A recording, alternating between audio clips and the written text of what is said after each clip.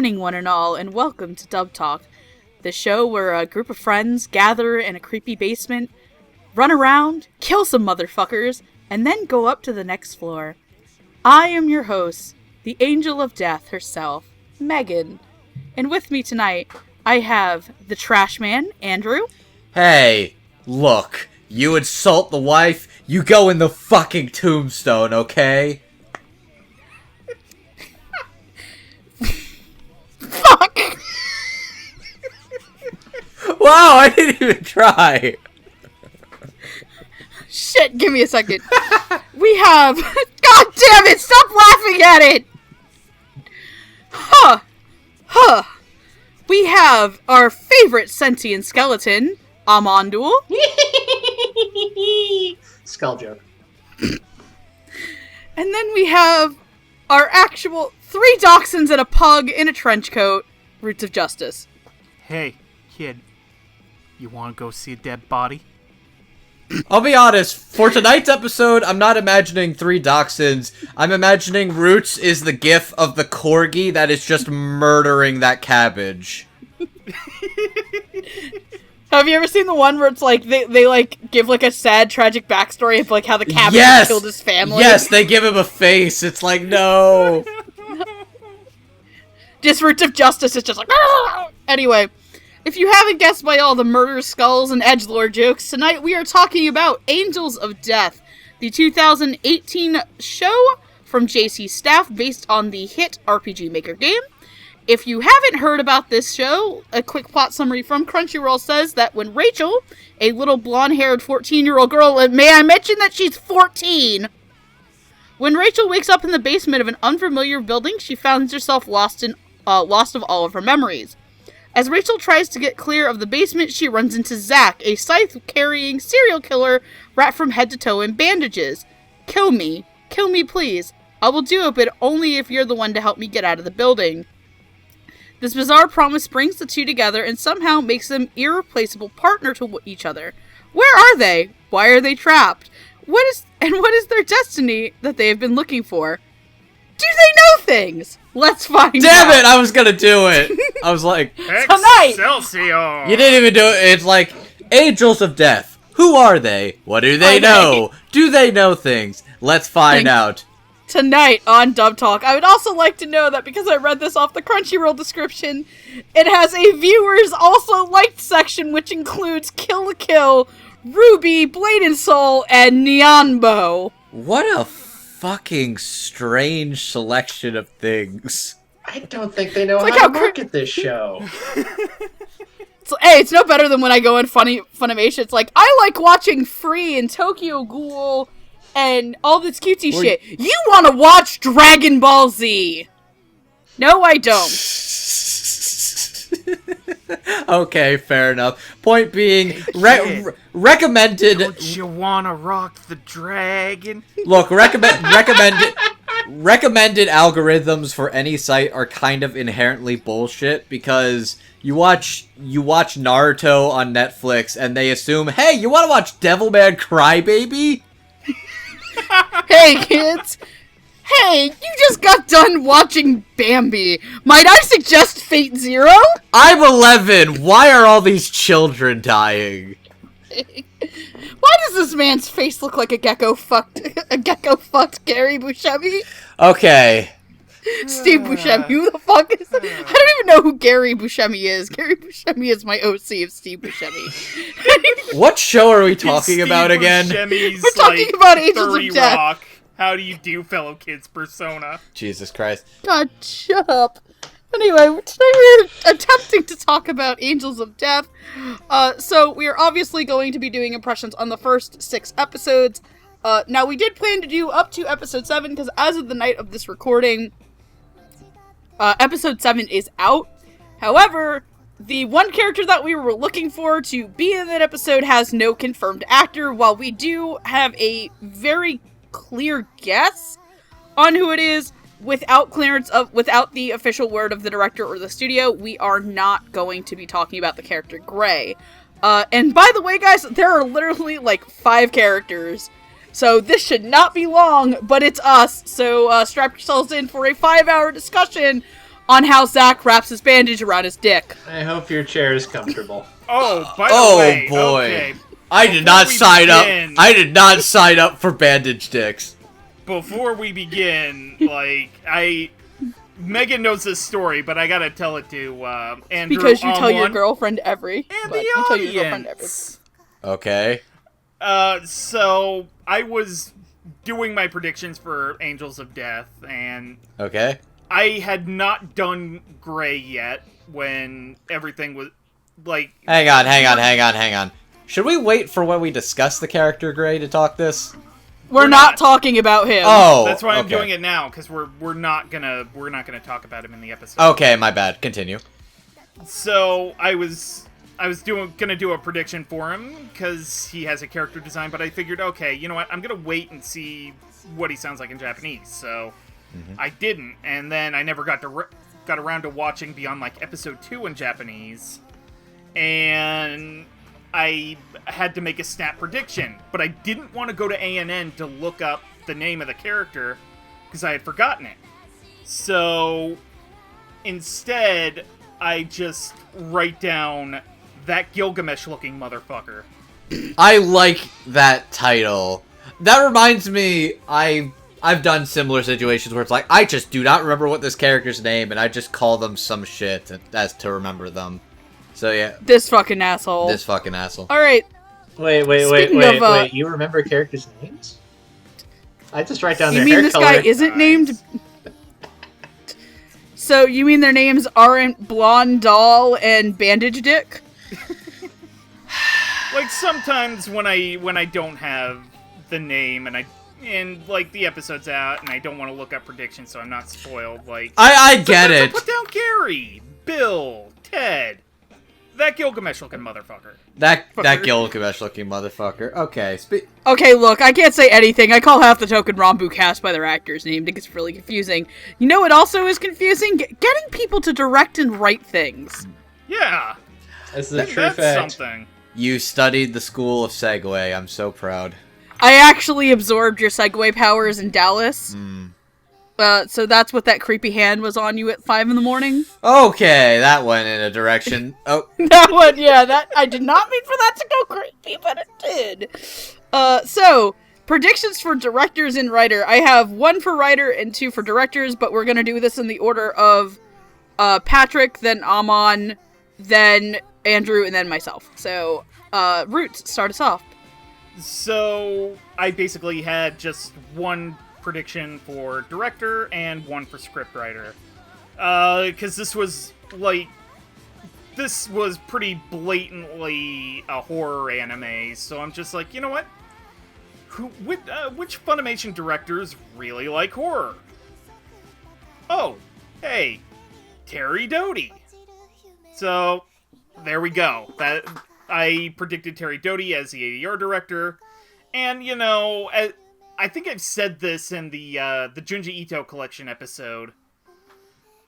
Oh, wait, no, we didn't do predictions in Junji Ito. God, where did I? But I basically said, like, a good horror's like a comedy, so for scriptwriter, I just picked one of the predominantly comedy scriptwriters I could find. And, you know, also because this show's kind of goofy in and of itself, so I predicted for my scriptwriter, Aaron Dismuke. Okay. Nice. Amon? I did not have predictions for director and writer, although if I'd sat down and think about it, I probably would have also picked Terry Doty for the same reason Roots suggested. I know she's probably the big horror person at Funimation, at least according to her Twitter feed. So she probably would have had fun with this, so that makes sense. And then, Andrew, you do not have predictions you told me? It's basically, I was kind of thrown in this group at the last minute after the cast was already announced, so I didn't really make anything. So I'm sort of the observer here, more or less. Alright, cool. So I had 1 for writer, and that was, of all people, Kristen McGuire. Judging by her Twitter, she said she was going to be writing something darker this season. So I figured it was either this or it was Magical Girl Raising Project. Because those were the 2 really dark shows this season. And then, for my directors, Clifford Chapin put out a challenge of guess what I'm directing, so I said, fuck it, I guess Clifford Chapin. Because, frankly, I figured the guy was going to do something, like, lighthearted after getting off the Franks machine. And Angels of Death, I did watch the Japanese first before I made predictions. While it is dark, it is also very doofy. Yeah. It is a very goofy show. I just started laughing and imagined the phrase "getting off of the robot." Stop. Stop. Stop being horny on main. Never. No horny on main allowed. Okay, I'm done. If you think of next time you get horny on main, I'm reminding you that Zack's dick is probably bandaged.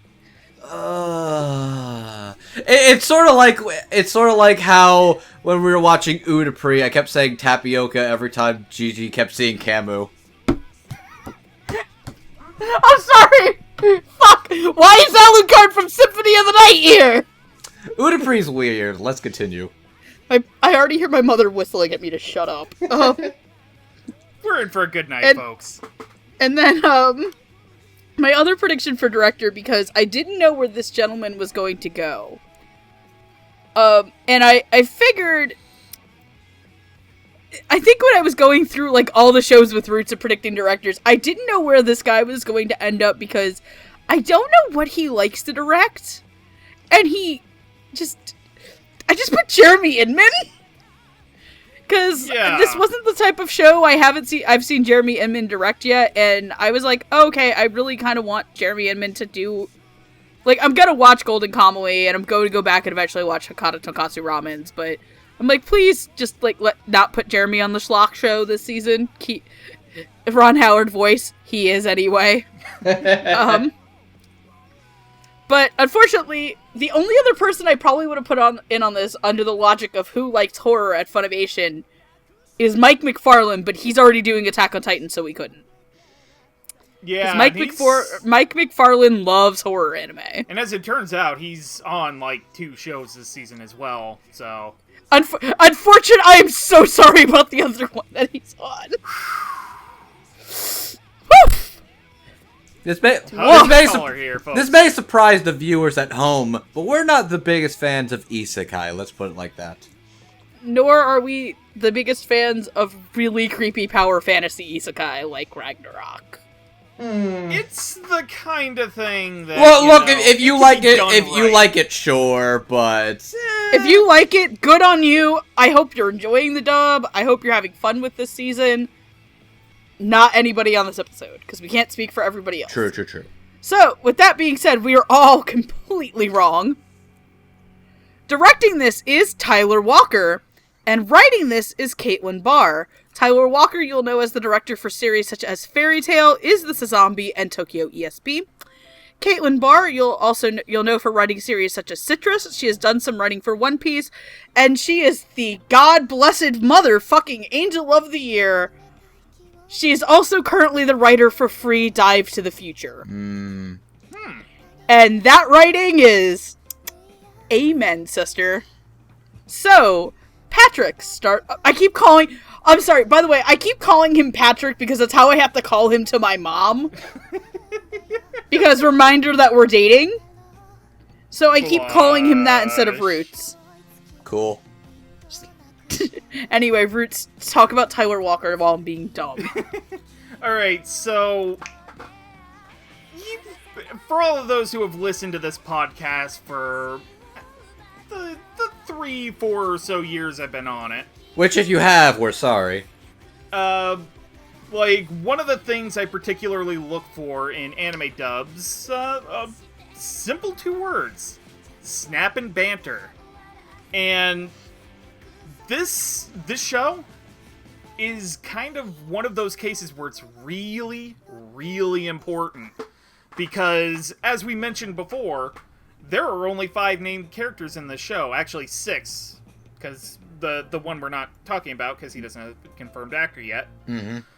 But with only 6 named characters, only, like, a handful of, like, walla bits and like all of that, you need to rely entirely on the character acting of a very small group of people. And I'm really happy to say that, at least for the first 6 episodes of the show, it is really good. Like, the scripts, I won't say they feel natural, but they feel like a grindhouse horror film. And, like, jokes fly left and right. There's very grisly things being mentioned. There's, like, and nobody skips a beat. That is something I can really respect, and in terms of just, like, the dialogue, it's one of my favorite shows of Funimation's summer simuldub season. And same can be said about the direction, too. It, like, the characters sound the way I feel like they should. They get some really nice moments here and there where the actors can just go wild, and I'm really happy that, like, it feels like Tyler Walker just let all the actors off of a leash into the booth, and it just it's just superb. So I will pass it on. Yeah, I'm in agreement with Roots. I'm really enjoying this stuff. Like as Roots mentioned, this is a very tiny cast. It's for the most part, it is basically 2 reoccurring characters, and then like maybe 1 or 2 others every episode or so. So this is definitely something that hinges a lot on finding actors who have good chemistry, who can play off each other very well. Because if you don't, the whole show is going to fall apart, because who wants to listen to 2 people who aren't fun to listen to interact with each other for 16 episodes? Nobody, that's who. Oh, yeah, this has 16 episodes. What a weird number. Yeah, I'll get into I'll get into that in the final thoughts. Because I also find that strange. But I'm really enjoying this. I think it has been very well cast. I think the people who have been cast, like, there is wonderful chemistry between all these characters. Particularly between Zack and Ray, but also between them and the antagonists they encounter. And I think the writing feels very sharp and snappy. It has a lot of pop to it. It's clearly written by people who know this is not a dour horror TV show. This is sort of the weird. It's not The Exorcist. It's Friday the 13th. And this is being written by people who understand that difference, and I appreciate that. Because there's nothing worse than people trying to write horror who don't understand the kind of horror they're making. It gets very tedious very quickly. So I'm enjoying this a lot. This has been a lot of fun to watch, and I'm very happy. Andrew? Yeah, more or less, this is a very small show in regards to, like, the characters we're interacting with and what they're doing. This is very much a show where you need to be on top of refining what only a few characters have. Like, it's impressive to have a consistent sounding show with a giant ensemble cast, but there's also praise to be had and to be given for a show with, like, 3 characters, and for all of them to consistently sound interesting and at the top of their game. And I'd say 1 in particular is especially really strong, and the rest are really good, really entertaining, and very consistent. The script is a lot more wild and zany than I think I was expecting, because there's a couple of lines that are said in the show, and a couple... Your mom! Okay, just... The part I was not expecting to hear Zack in all of his infinite dumbassery just say, like, basically, that's what your mother said. Like, are you for fucking real, you psycho man-child? I just... You come out and fight me, you little necrophiliac! God, there's so many random clips of just Zack saying shit, where it's just like, man, what the fuck, Ethan? And it's always fascinating to hear what he's gonna say. It's just like, it's a jack-in-the-box of chaos, and it's really interesting. But yeah, no, I think the script is... You can definitely tell that this is somebody who was very into the material they were working with, and the director did a really good job making, like, the players he was working with, really refining them, and even working with some less refined ones, and making them sound really good and convincing. So yeah, good job. Alright, so I'm gonna get Tyler out of the way really quick, because I want to focus a lot on Caitlin Barr. Tyler Walker did a really good job getting a cast of actors who range from being very well known and kind of very much household names, to names that are starting to become more household names, to a niche actor who I think is completely underutilized, to somebody who's brand new. Obviously, I'm not going to say where they go in each place. You'll find out later. You'll find out as we go on tonight. As we go down deeper and deeper into the basement of murder. Tune in to find out! Out! Next week on BoJack Horseman. Oh, that comes back next week. I'm so excited. Amon, are you excited? Yes. Are you ready to feel like shit? I guess I don't have a lot of choice, do I? Andrew is really into BoJack Horseman, and I totally forgot about it. Amon and I are like, he's like the only other person I know who actively watches it, and it makes me happy. I've watched like bits and pieces. I need to get back to BoJack. Yeah, I need to catch up. I'm on like season 3. Legit. It's just rough. I'm just gonna say... Yeah, BoJack's is such a good show, though. It hurts. It hurts, like... So worth it. Okay. I want... Just okay, anyway, back to what I was saying. I really enjoy that Tyler Walker did this for his dub. Obviously, this is a person who... Because he worked on Fairy Tail. Mm-hmm. Tyler Walker probably is, outside of the people who directed One Piece, I would imagine, is probably him and Kyle specifically are two directors that I really enjoy a lot of their casting on, because it is completely unpredictable, and it uses actors that you know really well, sometimes in conventional places and sometimes in unconventional places, but it really works even though that person's a really big name. So I really appreciate the direction on this show. But let's talk about Caitlin Barr's writing. And this is something that I appreciate as somebody who is super into dubs, but also as somebody who just is genuinely getting into the show and wants to play the game for this. She actually sat and played the game. Yep. She sat and played the entire game. I believe before she knew that she was going to be on the project. That being said, I enjoy the fact that this is a dub that is not 100% tied to its Japanese track. Because I enjoyed the first 2 episodes of Angels of Death that I saw in Japanese. I am somebody who much prefers to watch this in English. If I'm correct, I believe Caitlin Barr said that not only did they use the original game for this, they also were grabbing the manga. I didn't even know there was a manga of this. Yes, there is a manga of Angel of Death. So that they would be consistent with certain terminology used in the game and in the manga, so that it would translate over to the English. And the amount of time and effort that has to take, because not only is she writing this, like I said, she's also writing Free Dive to the Future, which is another show with a fan base that's probably very, very particular on how the show is being written.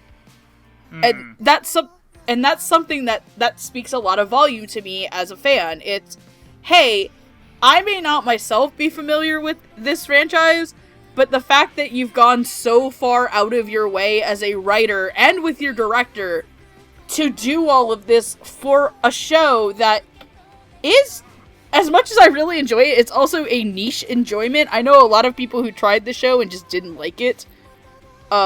But then again, I think it's also in the argument of Amon, it's like, this is Friday the 13th, this isn't Shiki. No. Right. This isn't a horror show like Shiki, this is dumb and stupid. In the best way possible. It kind of reminds me in regards to, like, Danganronpa 3 and Christopher Bevins, where it's like, there was a lot of miles that were taken in regards to, like, pleasing the fandom of Danganronpa for that series when you really didn't have to, but even going that extra mile is something I truly admire. Yeah, and especially for people who are like, oh, dubs are so lazy, they cast the same 7 people, they don't really care about these shows.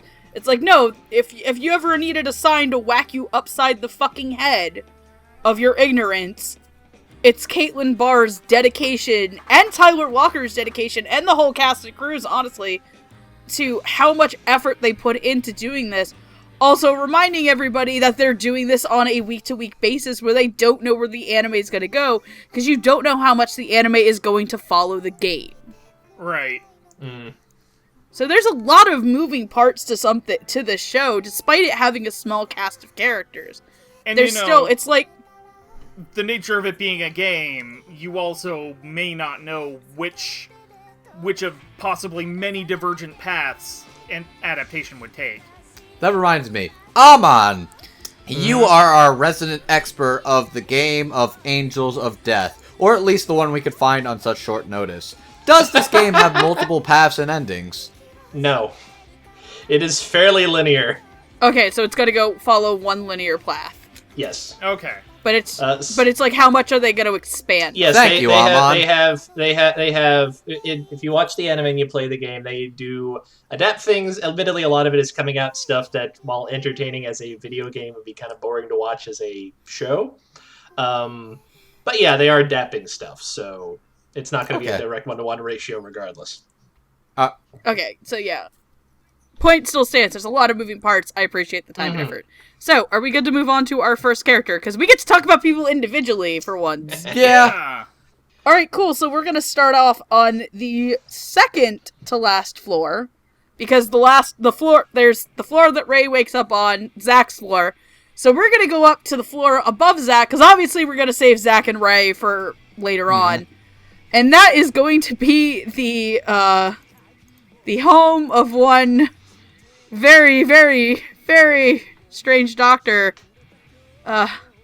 who's got his peepers on you. Man. Creepers. Peepers. Where'd you get those Where'd you jeepers? Jeepers. That's gonna be... Creepers. Jesus Where'd Christ. you get those eyes? That is going to be one Daniel Dickens, aka Dr. Danny. I very much want to talk about who plays him in the Japanese. I'm sure you Because will. I was Yeah, dying. I was dying when I was watching the Japanese. I was like, oh god, that's Takahiro Sakurai! Okay. Genuine question. Yes.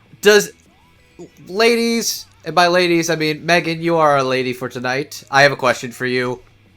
If a man ever goes up to you and says the phrase, "What beautiful eyes you have," they look just like my mother's, is your immediate thought, fuck, I need to run away. This is a rapist and or murderer.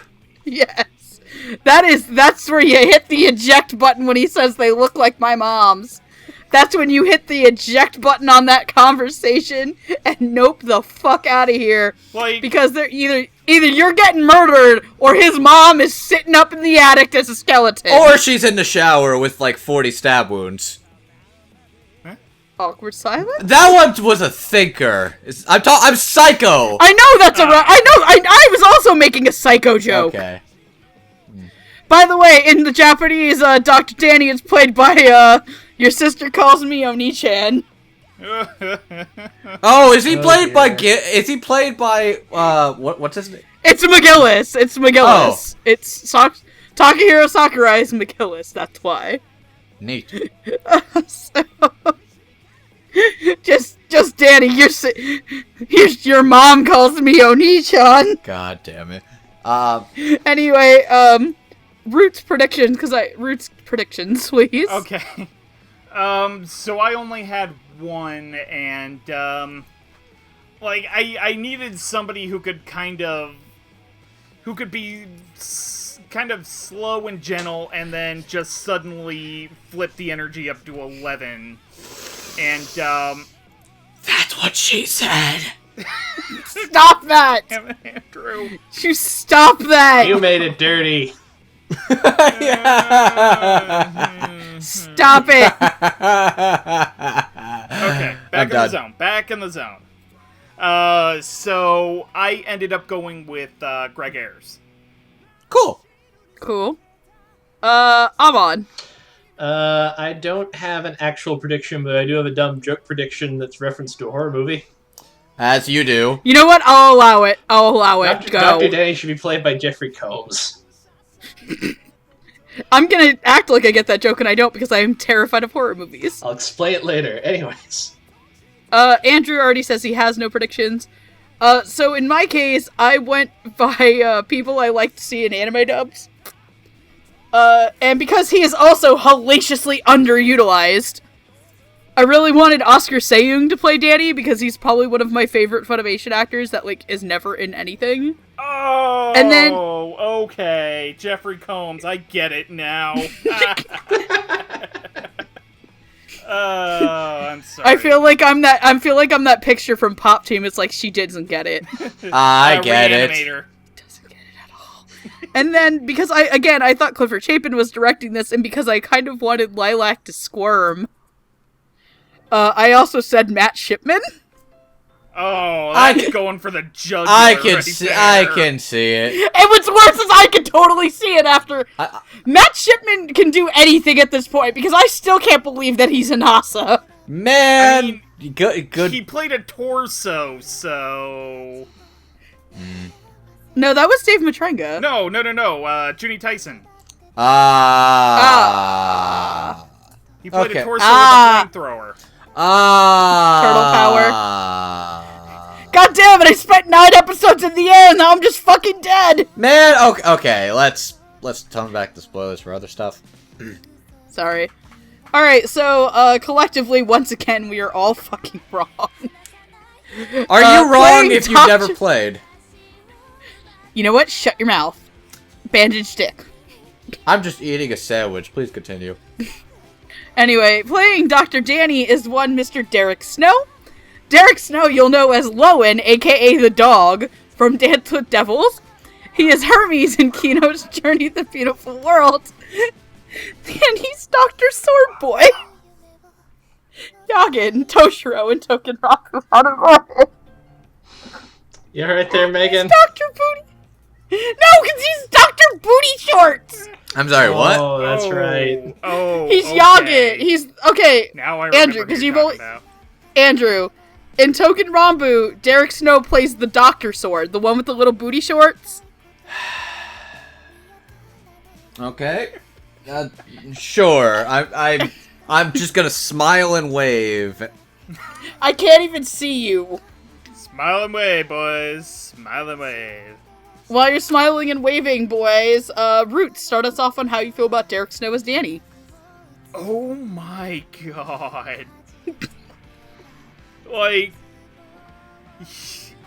the guy can, turn on a dime, and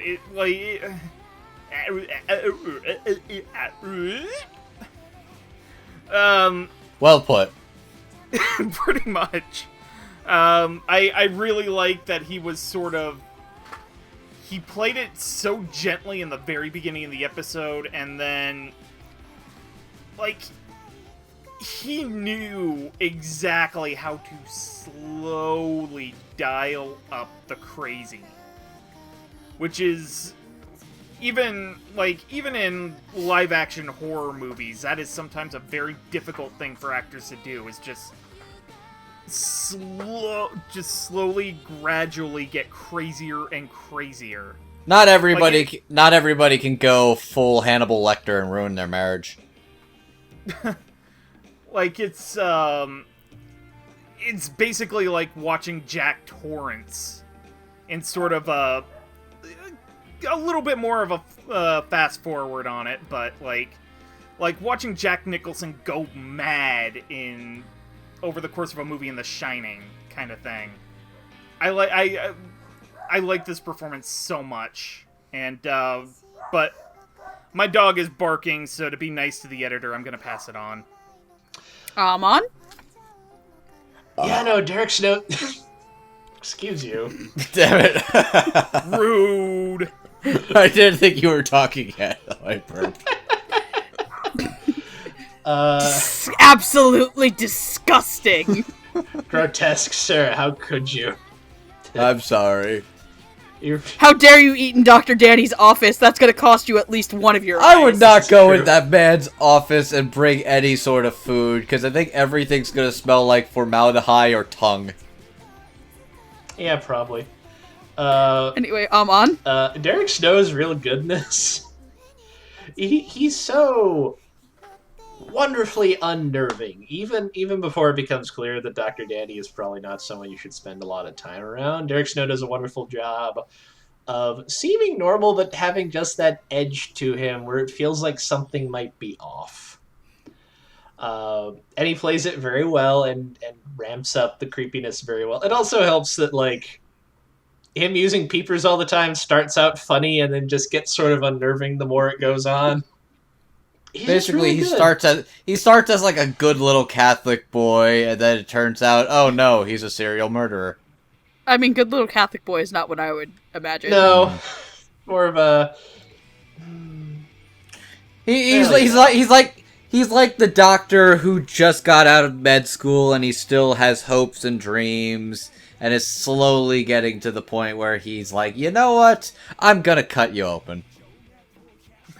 Yeah. Something like that, you know? You ever wonder what everything that makes you tick looks like? I can show you. Jesus. Is Dr. Danny from Brooklyn now? Dr. Danny is back office Brooklyn optometrist. Look, he may be a murderer, but at least he understands what true pizza is.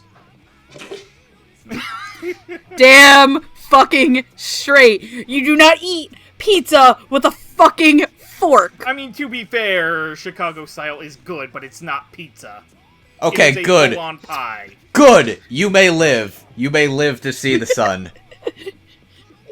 I kind of want to put like an annotation in the video that just links to Jon Stewart screaming about Chicago pizza and how it's not pizza. It's never not funny. Jon Stewart is a fucking myth. Anyways, sorry, Amon. We've sort of taken your soapbox away. Rude. We took your soapbox and kind of started eating pizza in it.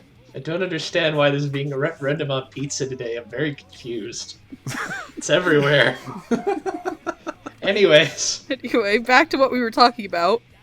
No, I like the way that Derek Snow was able to ramp things up, where it was always a little off-putting, but it's not until it goes on that it's like, oh,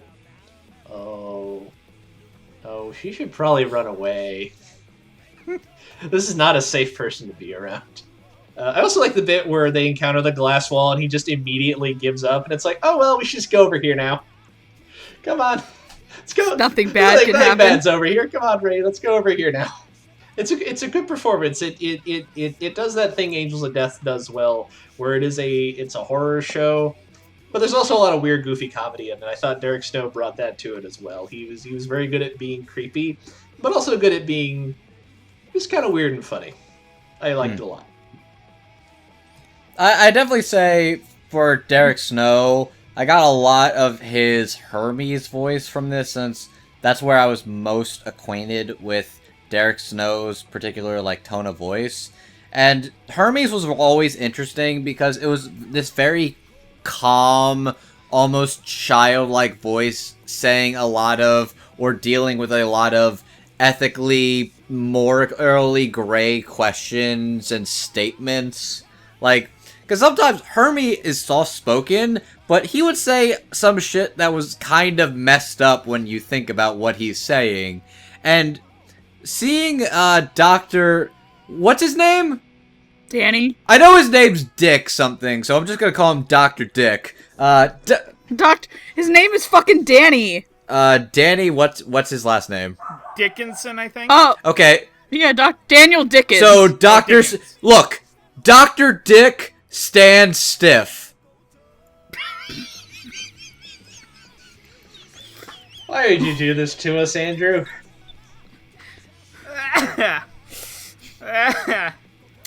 I'm going Ow. to kill you. Anyways, now that I've let that I'm going to commit murder. Now that I've let that settle in, I feel the escalation in regards to, like, him starting out quiet, sincere, and, like, this young, bright-eyed, fresh college face, and gradually going more psycho-crazy until he's shouting peepers and sticking his giant Gene Simmons tongue out and trying to probably touch this 14-year-old girl very inappropriately before cutting her open and, like, sucking on her eyeballs and going full-on Goro.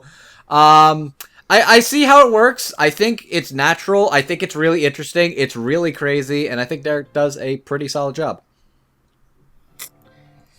Cool, so let's talk about the fact that Derek Snow is, like, rarely ever fucking casted and shit, and I love him. He's good at things, yes. Yeah, he's great in things. He's also really good in, I believe he's one of the kids in, I think he's the frog-looking motherfucker in, Suridure Children, too, if I'm right. Frog fucker? He's the one that's friends with Aaron Dismuke, who's, like, Aaron Dismuke's really nerdy friend. The one that looks like he's, like, I know what you're talking about. I don't remember if it's...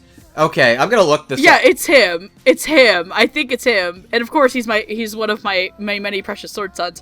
So this was really fucking weird to hear him be Danny. Because it's just like, hey, Ray. Yeah, it's me, your doctor. You forgot to take your pills again. Why aren't you taking your pills, you little bitch? So I definitely agree with the creepy escalation because, man, I felt like when I watched the Japanese, like I said, I really like Takehiro Sakurai as an actor. But it felt like from moment one with Takehiro Sakurai on there that, okay, it's ham time. There's no subtlety to this at all.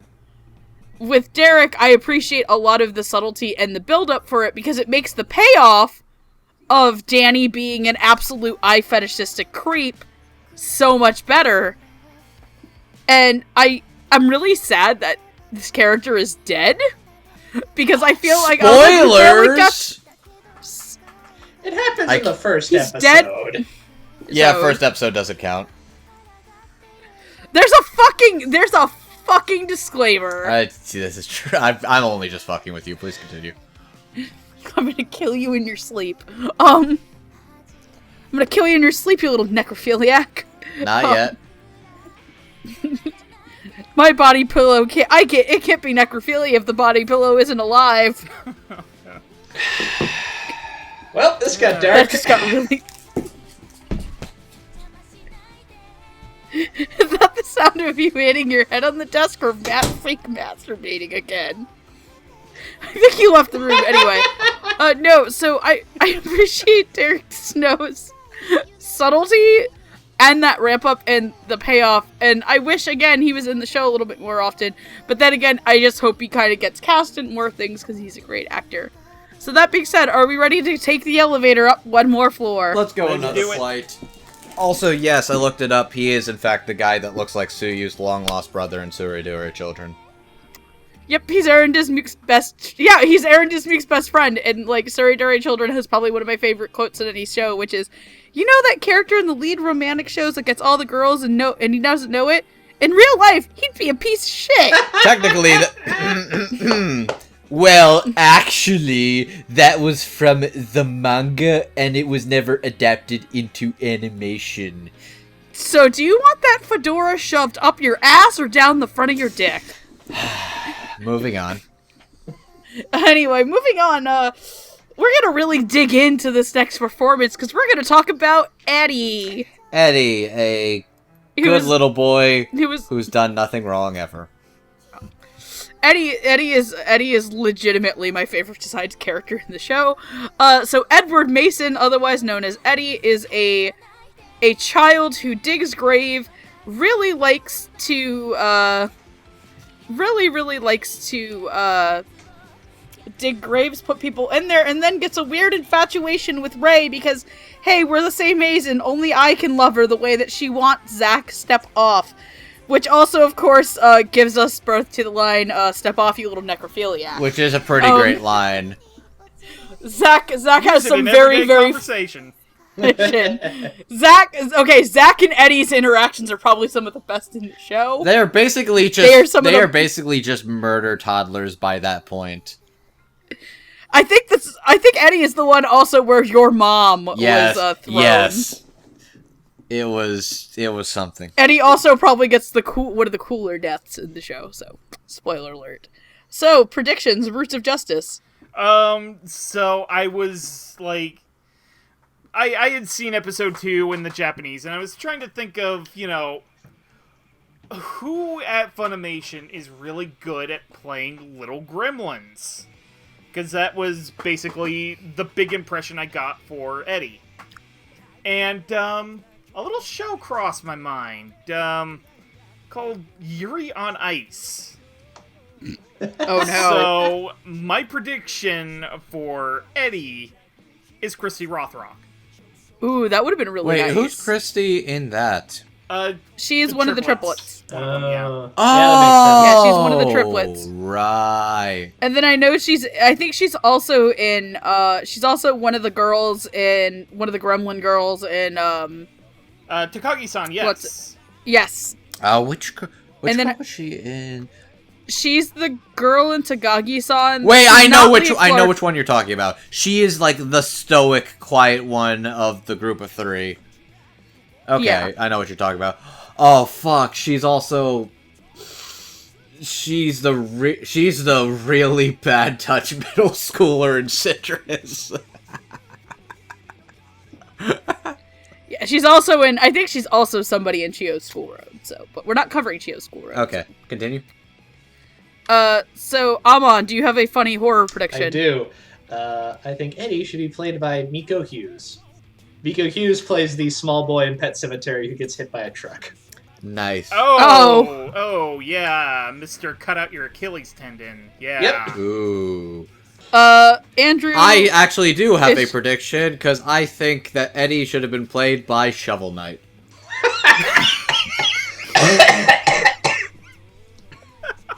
Fuck! You've killed me, Andrew. I hope you're proud of yourself. I hope the editor literally puts a picture of Shovel Knight and just with the star, not playable in Smash. Oh, dick move. He got an assist trophy. Fuck off. He's in Smash. Congratulations, Eddie.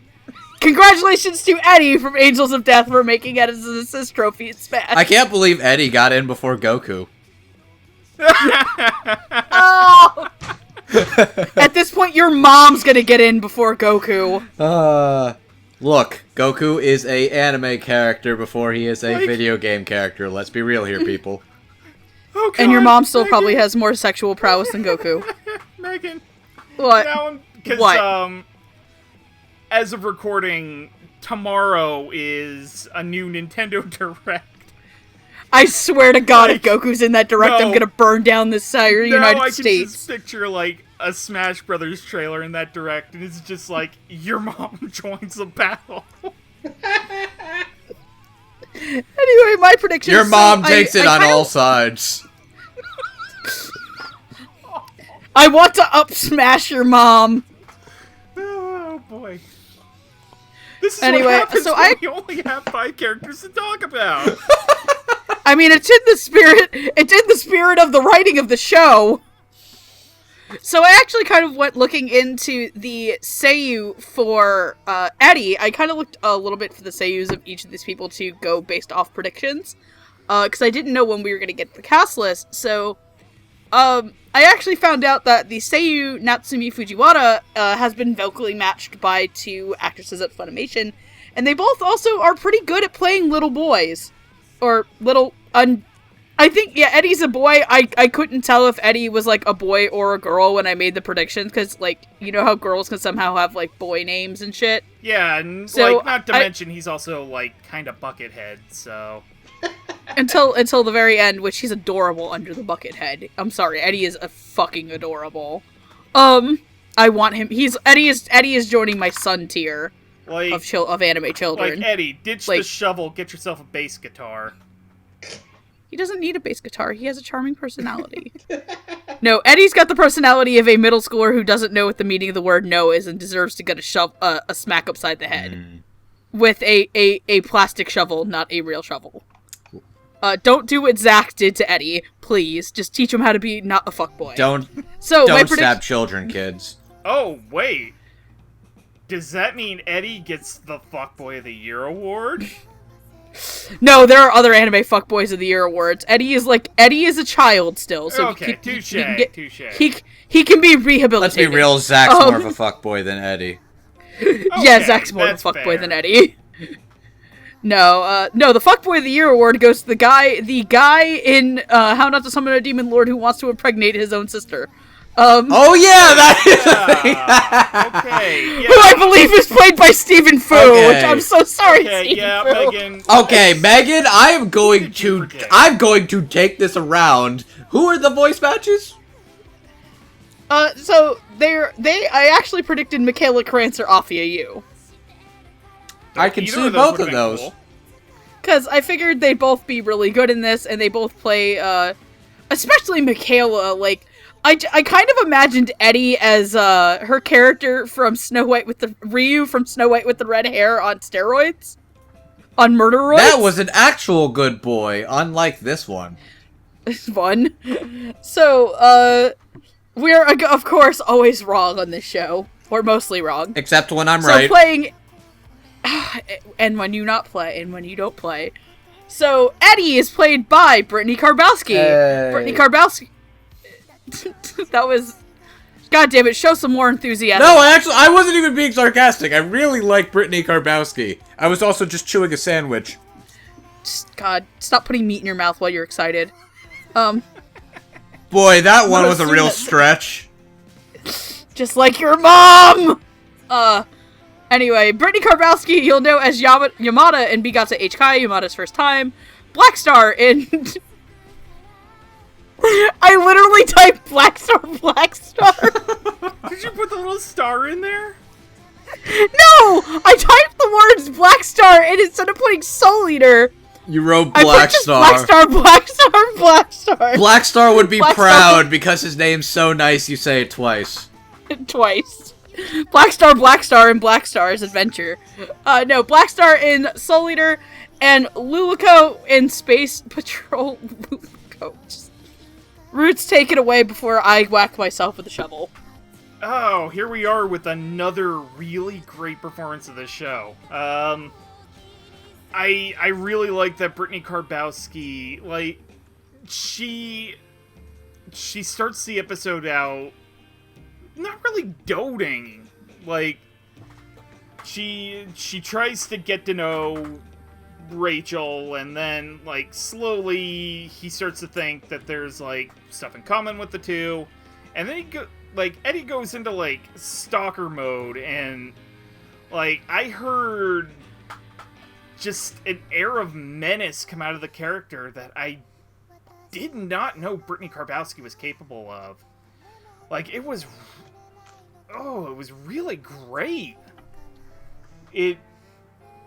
Like, of the little one-shot characters, like, Eddie may be one of my favorites.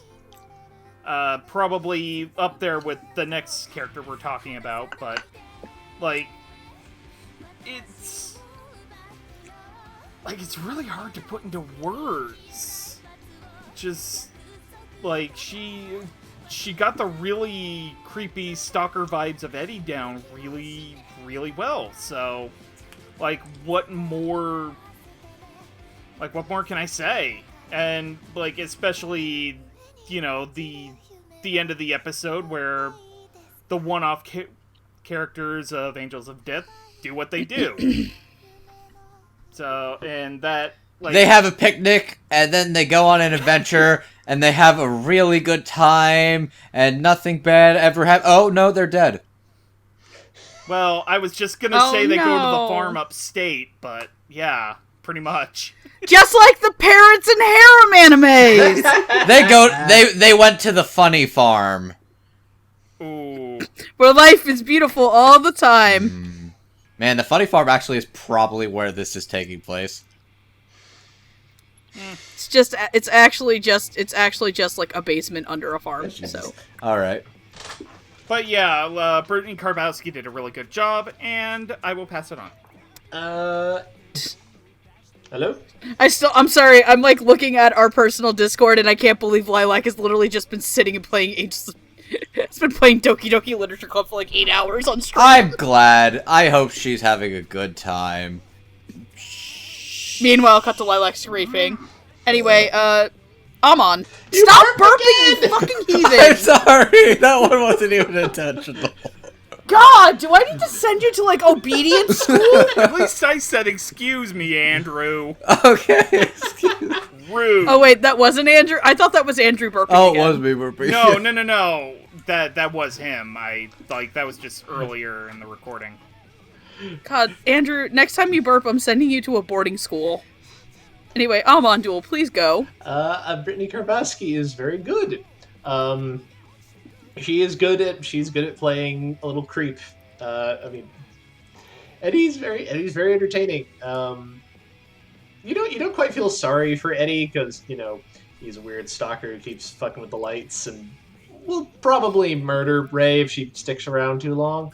But there's always that sense of like, oh, you don't talk to anybody you don't murder. And you're having weird teenage emotions you don't know how to deal with because you live in a dungeon and bury people all day. Yeah, there is that. Somebody give Eddie a goddamn body pillow. Yeah, pretty much. He has all these teenage feelings he doesn't know what to do with, so he has to project onto poor, quiet blonde women who wander through. But Brittany's really fun as Eddie. Like he's a little weirdo. I like his casual antagonism towards Zack and active antagonism towards Zack. Because it has just such wonderful dialogue. You can tell Caitlin Barr had a lot of fun writing their scenes. Caitlin Barr wrote that, right? I'm not misremembering that. Yeah, she did write the show. She's written all the entire show. Yeah, no, I agree. I think a lot of the segments between Eddie and Zack are some of the best writing in the show. It's just it has such zip and verve to it, and Brittany is just so delightful as this creepy little weirdo who digs graves all day. And is really obsessed with like, but don't you want a nice grave? Not you, Zack, though. You get a crappy grave. Zack's like, I'm dead. I'd be dead. I don't care. I gave you a glob of clay. Go lay down in the hole by it. You'll take your shitty grave and you'll accept it, Zack. It's like in Eddie's mind, he is essentially giving Rachel like a 5-course meal, and he's giving Zack basically the pile of cafeteria slop. Yeah, pretty much. Zack gets to eat it's like Zack gets to eat like the frozen pizza from your school cafeteria, but Ray gets like a fucking $5 footlong from Subway. Ray gets Remy from Ratatouille, and Zack gets just a bunch of sewer rats. 3, 2, 1. That's not the only footlong he wants to give her. Okay, good night, everybody. God damn it! Oh God, Andrew, if we ever meet, you're getting soup. Ray! Rachel is a child, you fuck! Hey, they're the same age. Eddie. That doesn't make it okay! Of course not. And besides... And what's worse is that you posted that survey to Rachel with face that's kind of smug! And I'm just staring at it! Also, by footlong, I meant the shovel. What did you think I meant? Bandage dick. Bandage dick. Bandage dick. Okay, so is it my turn yet? So do you think that he wraps it daily, or do you think he lets it go for a little while? I feel like you need to change burn. I feel like you need to change burn bandages fairly regularly. So I'm going to go with daily. Do you think it doubles that toilet paper? No. Damn it. I'm done, Andrew. Incidentally, you can go if you want. Thank you. I'm glad. No, you're not. So Brittany Karbowski is a really interesting actress and has a very distinct, like, instantly recognizable voice anytime you hear her talk. I think one of the more interesting things about seeing people play like really crazy psycho characters is playing them with this sense of childish glee and innocence, because that is also much more eerie to hear this childish, happy tone of voice being like, you would look so good if you were dead and rotting in the ground, and it's just like, ooh, that voice should not be saying those things, that's just fucking weird. And that's why it's really interesting hearing this young, peppy, childish voice talking about how nice it would be to sleep in a grave, and how nice it would be to be dead, and how he works really hard on these tombstones. And why don't you love me? And the thing with this thing with Rachel is, of course he's interested in Rachel. All he's ever known are basically giant bodies that are motionless and dead. And Rachel's basically the same, except she's breathing, so that instantly makes her more attractive. And I slave over this hot gravestone all day for you. And also, it just the actual childishness of him bickering with Zack is just very fun. I really like Brittany's tone of voice. I like how creepy she sounds. I like how she genuinely sounds threatening and menacing, and also like just really creepy. I think Brittany does a good job as Eddie. Yeah, I know this is something that we praised in another episode, which I'm not going to say the name of the show because we don't know when this is going to be out compared to that episode, is that we talked about how effective in a creepy character their speech patterns are, and how effective their speech patterns can make a performance sound more or less creepy. And this also plays into Caitlin's writing, and it works that Brittany Karbowski takes this tone with it. That I also like that Eddie speaks as what you think a little kid thinks a romantic adult sounds like. That's a good point. Except for, it is twisted by the fact that Eddie is a psychopathic murdering gravedigger. Oh, yeah, absolutely. But, that, like, he's probably only, like, known romance through movies, that kind of character, yeah. Yeah, I can see where you're coming from. It's very much like, Eddie's writing love letters and pining over a girl that he doesn't know, only that she's there to be killed and that she wants to die. And Eddie's like, I'm the one that understands you the best, but there's just something really childish about it. And it's just like, and I think that's also why I think I was a little bit endeared to Eddie in the end. It was like, oh no, I need to take care of this murder child, and I will protect this murder child and raise it right. Then again, I said that about Q from Bungo's Stray Dogs last night. And that is a character that is absolutely fucking terrifying. Like, more terrifying than Eddie is. Mm-hmm. Please. Oh boy, I need to get to that. So yeah, you like Eddie. Yeah, I like Eddie a lot, and I love Brittany Karbowski's performance as Eddie. And one of the things that I like is that you can't determine Eddie's gender. Eddie's just Eddie.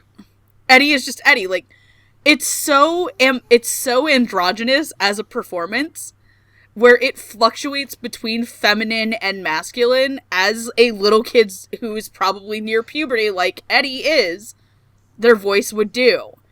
And that's something I really appreciated, because I also got that from the Japanese performance, and that is something that I like that got carried through, because it makes Eddie's effectiveness as a creepy character who also has, again, some of the best banter with Zack of all characters, even better. Like, it's just so fucking good. It's just one of those, like, when you sit and watch it, you don't think it's gonna work. It's like, oh, great. Because I know a lot of people still have problems with Black Star from Soul Eater. It's like, oh, great, Brittany Karbowski's gonna play a little boy again. This isn't gonna, oh my god, this works and I want to get out of here. I like her as Black Star. Fuck you, fight me. Yeah, I like her as Black Star. I don't have any issues with it. Me But I do, like... This is a call-out post to nobody... This is a call-out post to no person in particular. Jet Zero Infinity. You're the one who did it, not me. Love you, Jet. But I just genuinely enjoyed it, and I think that Brittany Karbowski really... And I really appreciate Tyler Walker going with Brittany Karbowski, because she is not who I would have ever put in this. Like, I was very... And she also, by the way, makes some of the best Zack jokes. She makes some of the best Eddie jokes. It's like, you missed this episode of Angels of Death? Grave mistake. So I appreciate Brittany Karbowski's dedication to the character, so... Bless her punny heart. Yep. Anyway, are we good to go? It's time to get on the elevator again. Is everybody in here? We didn't leave any of our snacks on the floor. I don't think I want to leave my snacks on the floor, because they're probably going to get shot by a fucking machine gun. Yeah, I dropped a bag of chips back there. I don't think I'm gonna go back for it. Alright, so, everybody welcome to jail. We've been arrested. We've finally been arrested for anime crimes. I looked at a pic. Jailhouse now. I looked at a picture of Ilya once, and now I'm just sort of here, I guess. So this is my fate. Yeah. You see, I said that all of the waifu. I actually picked Ram in a ReZero fight and got locked in here because apparently I didn't follow the rules. So. Welcome to Casa de Kathy. So, Catherine Ward is essentially a Danganronpa ripoff. Her last name is Ward. Prison. And because jail. Alright, one of you needs to lick this lemon and we're gonna join the Yakuza.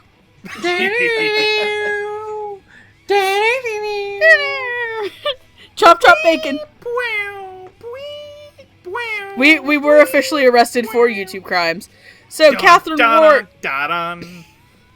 Catherine Ward, or Kathy, is the basement floor number 3.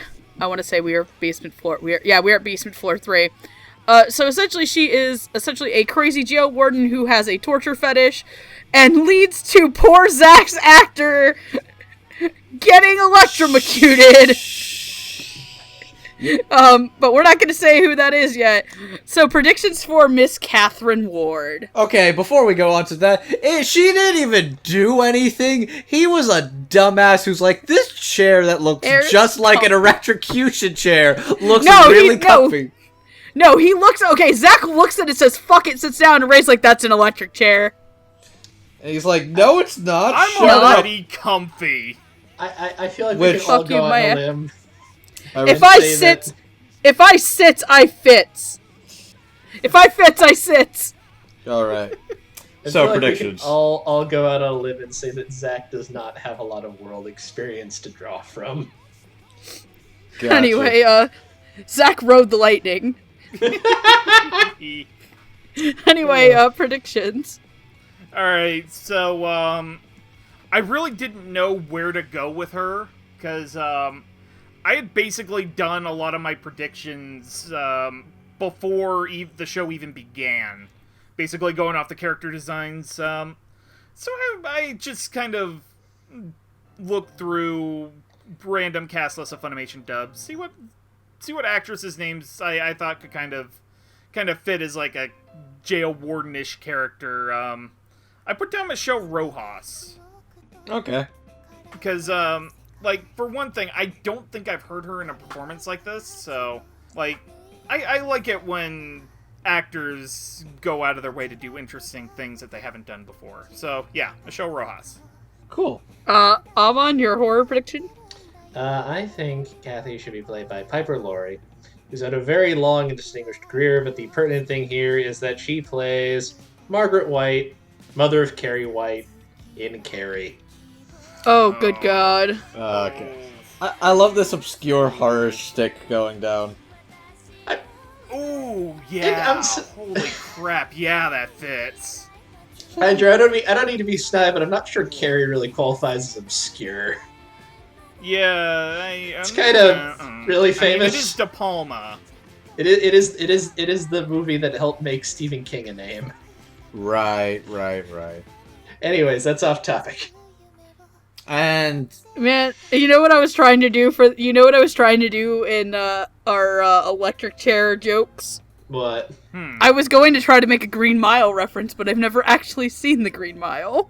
Oh god, I have a story about the Green Mile, but Not the time and place for it. yeah, I think I've told you guys before. Isn't this like the DVD that got stuck in like a player at like Anime or something? No, it's the cursed Blu-ray of the Green Mile. That's another story for another time. Wouldn't that be a Greenway? Also, Megan. Yeah. Didn't you have predictions? I do have predictions. I'm about to pull them up. So, my predictions for Kathy, I tried to go the least obvious way possible for Kathy, which we'll learn is going to bite me in the ass. So I actually said Alexis Tipton or Trina Nishimura. Ooh. Because I didn't know who was going to be directing this, and frankly, Alexis Tipton was the one I really wanted, because I wanted to hear Alexis Tipton kind of use the Kofuku voice from Noragami, but as a psycho murderer. Ooh, yeah, I can hear it. And then Trina Nishimura, I just feel like, for some reason, on like some level, that would just really work as this character. I want to say it's because I also looked up, I looked up her seiyuu, and I was like, oh, who's played Kathy, like, who voice masters Kathy's seiyuu in the English, Maria Aise, and I was looking through things, and like two of the ones that popped up were like Trina and Alexis. I could hear like a mix of Gina from Garo Vanishing Line and Akko from Netoge.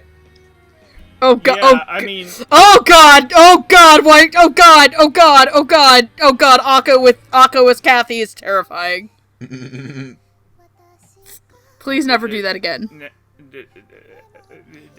Okay, so I think I actually looked it up. Okay.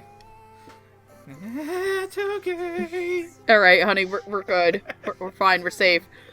Though it is really funny that there's a character in this show called Ray, and the Japanese person who plays Kathy will be playing Ray in Promise Neverland. But yeah, I could have also seen Trina, namely because of like Mikasa and oh god, who's Mari from the rebuild of Evangelion movies. all right, okay. Now, Anyway, so of course, as is tradition in this episode, unless you're Andrew, we're all wrong. Kathy is played by the one and only Jamie Marchi. Jamie Marchi you'll know as Junko Enoshima in the Danganronpa franchise for the anime, not the video games. Kiki as in Snow White with the red hair, and Panty in Panty and Stocking. Root of Justice, start us off.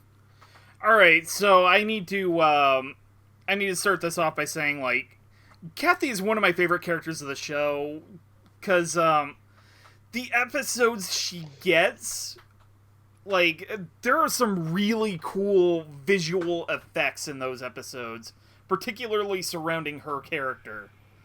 Like, the whole thing in the first episode she's introduced, where she's just, like, the pink outline in a black background. That was really cool. But as for the performance of Jamie Marchi, like, unlike the other two characters we talked about earlier in this episode, there is no subtlety here. Like, it is... Kathy starts out at 11 on the crazy scale and just stays there for her entire story arc. Maybe even, like, going up to 12, 13. Like, and... I know Jamie Marchi has played sort of the, sort of kooky characters before, but... oh fuck yeah, like, she has. Like, this was really something. Like, she gets, like, the sadistic Ojo-san laughing, she gets the... like, she gets a whip that, like, triggers machine guns, and, like... It's like a riding crop. It's a riding crop. Right, riding crop, sorry. But, like, like, I just love that there is, like, no subtlety to the character at all, and, like, it feels like Jamie Marchi's hamming it up and just having a blast, and that's something I really like when I hear that with dub actors. Even if the performance isn't the closest to the Japanese, if the actor is having a great time with the performance, usually it will reflect in the character, and like that's something I really like, and it's something I heard here. So I will pass it on. All right, Amon? Yeah, Jamie's really fun here. She just gets to crank it up to 11 the whole time. She plays Junko in Danganronpa, you don't say. I see. I see. And I haven't seen the show, but I played some of the games, and this seems like very on-point casting. She's a riot in this. She's clearly just having so much fun playing this weird, deranged crank with way too much power who enjoys toying with people, and she's a piece of work, but boy, is she fun to watch on screen. You're almost sad when she goes because you don't get to watch her do stuff anymore, but not really because she's also terrible. It's a bad thing about these villains. They're like, oh, you're so fun, but you kind of need to die. You're not good for people. It's like everybody in the show kind of needs to die. A little bit. If we're being real here. Yeah, more or less. It's just sort of a matter of waiting. More or less. Like, even the good guys don't entirely feel good, so... There are no good guys in this show. There is just less awful people. And that's the threshold of morality in this show is pretty... It leans pretty heavily on the dark gray side. You're not wrong. Jamie's just a lot of fun. She's hamming it up so delightfully. And it's just great to... My favorite part is when she's just hassling them. It's like, oh, did you break your key card? You gonna die? Aw, dumbass. or the hassling them with the little game where they have to move the dolls around. Yo, that was some pretty fucked up shit, though. And Ray doesn't get what's going on, but Kathy knows exactly what's going on, and so does Zack. Oh yeah, Zack knows what's going on. Zack is there getting triggered. Yeah, his PTSD just starts up, and I will actually note, as far as I can recall, that is not a segment from the game. That is either from the manga or that is an anime original scene. I'm not sure which. Neat. Alright. Yeah, Jamie as Kathy. I watch this character, I hear this voice, and I think, man, I wish you were Junko. It's like, I'll take the diet stuff, but I need the pure, unfiltered, strawberry blonde, pigtails wearing, psychomaniac, evil genius taking it up to 10 billion%. When you go to the top of crazy madness psycho ladies that are all over the place, going down to just what feels like filtered, it's like going from the high commercial brand to the store brand product to me in regards to character. Kathy's fun. Jamie's fun. Man, underrated things I've said. I really feel like I've undersold Jamie Marchi as Junko Enoshima before, because she is just amazing as Junko. She's great as Kathy. She's having a lot of fun. I'm very entertained by her. But, okay. I don't know. I'm not crazy about her character, mainly because I can clearly see where this character has been done better in other things that I like similar to this. So seeing her just being like, oh, I'm a crazy sexy prison warden, and I want to punish the Sinisters, and I'm also hot. Okay. Neat. So for you, Kathy didn't do anything for you. This isn't me underselling Jamie. I think Jamie is fantastic as Kathy. I think she's really a lot of fun, and hearing her laugh and go full on like psycho ham is great. This character was nothing for me, and you are like the king of the Danganronpa fanboys among us. yeah. But I also have thoughts on the show in particular, which I'll save for later. But okay. Point is, Jamie's great, and yeah. I also enjoyed Jamie Marchi as Kathy. I think it was a little bit more subdued than her Junko stuff, which I've had to sit through all of the Danganronpa anime, so of course I'm very familiar with Jamie Marchi as Junko Enoshima. And this is a character that it's like, how much of your enjoyment of Jamie's performance as Kathy may hinge on your ability to separate Jamie Marchi from Junko Enoshima. Okay, here's the thing. I think it has less to do with me hearing Junko and more to do that I'm not the biggest fan of this show. Yeah, I know you particularly. You don't like the show very much. I like there's things I was gonna say some more of this for final thoughts, but this show feels like it's missing something to me, and I'll get more into it with our main characters, because they are the driving force of this, and I'm not a big fan of this show, let's just put it like that. Okay.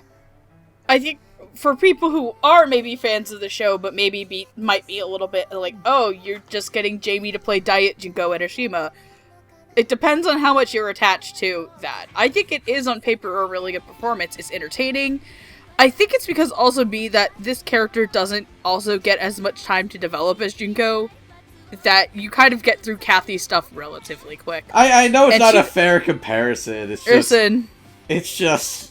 It's kind of unfortunate that I'm making it because she is so very much associated with this other horror death game series with a character that does very similar things. So... And she's not even as hot as Junko, come on! I never said Kathy was hot. I mean, like, I get what they're going for. They're going for, like, the warden in outfit. They have her crossing her legs with the tights. Like, I get it. Yeah, like, she is the most fan service you're gonna ever get in this fucking show, and that's about it. But I mean, have you seen Junko, man? Come on! Andrew, keep it in your pants. Not for Junko! Simmer down, Andrew. Simmer down. Bandage dick. Andrew, tapioca. Damn it. Okay, continue. No, I know exactly what will make Andrew less horny. Remembering that the singing cat and one of the guys from Udapri are half-brothers. Okay. Okay, one... Anyway. Like I said, spoiler stuff. Spoilers.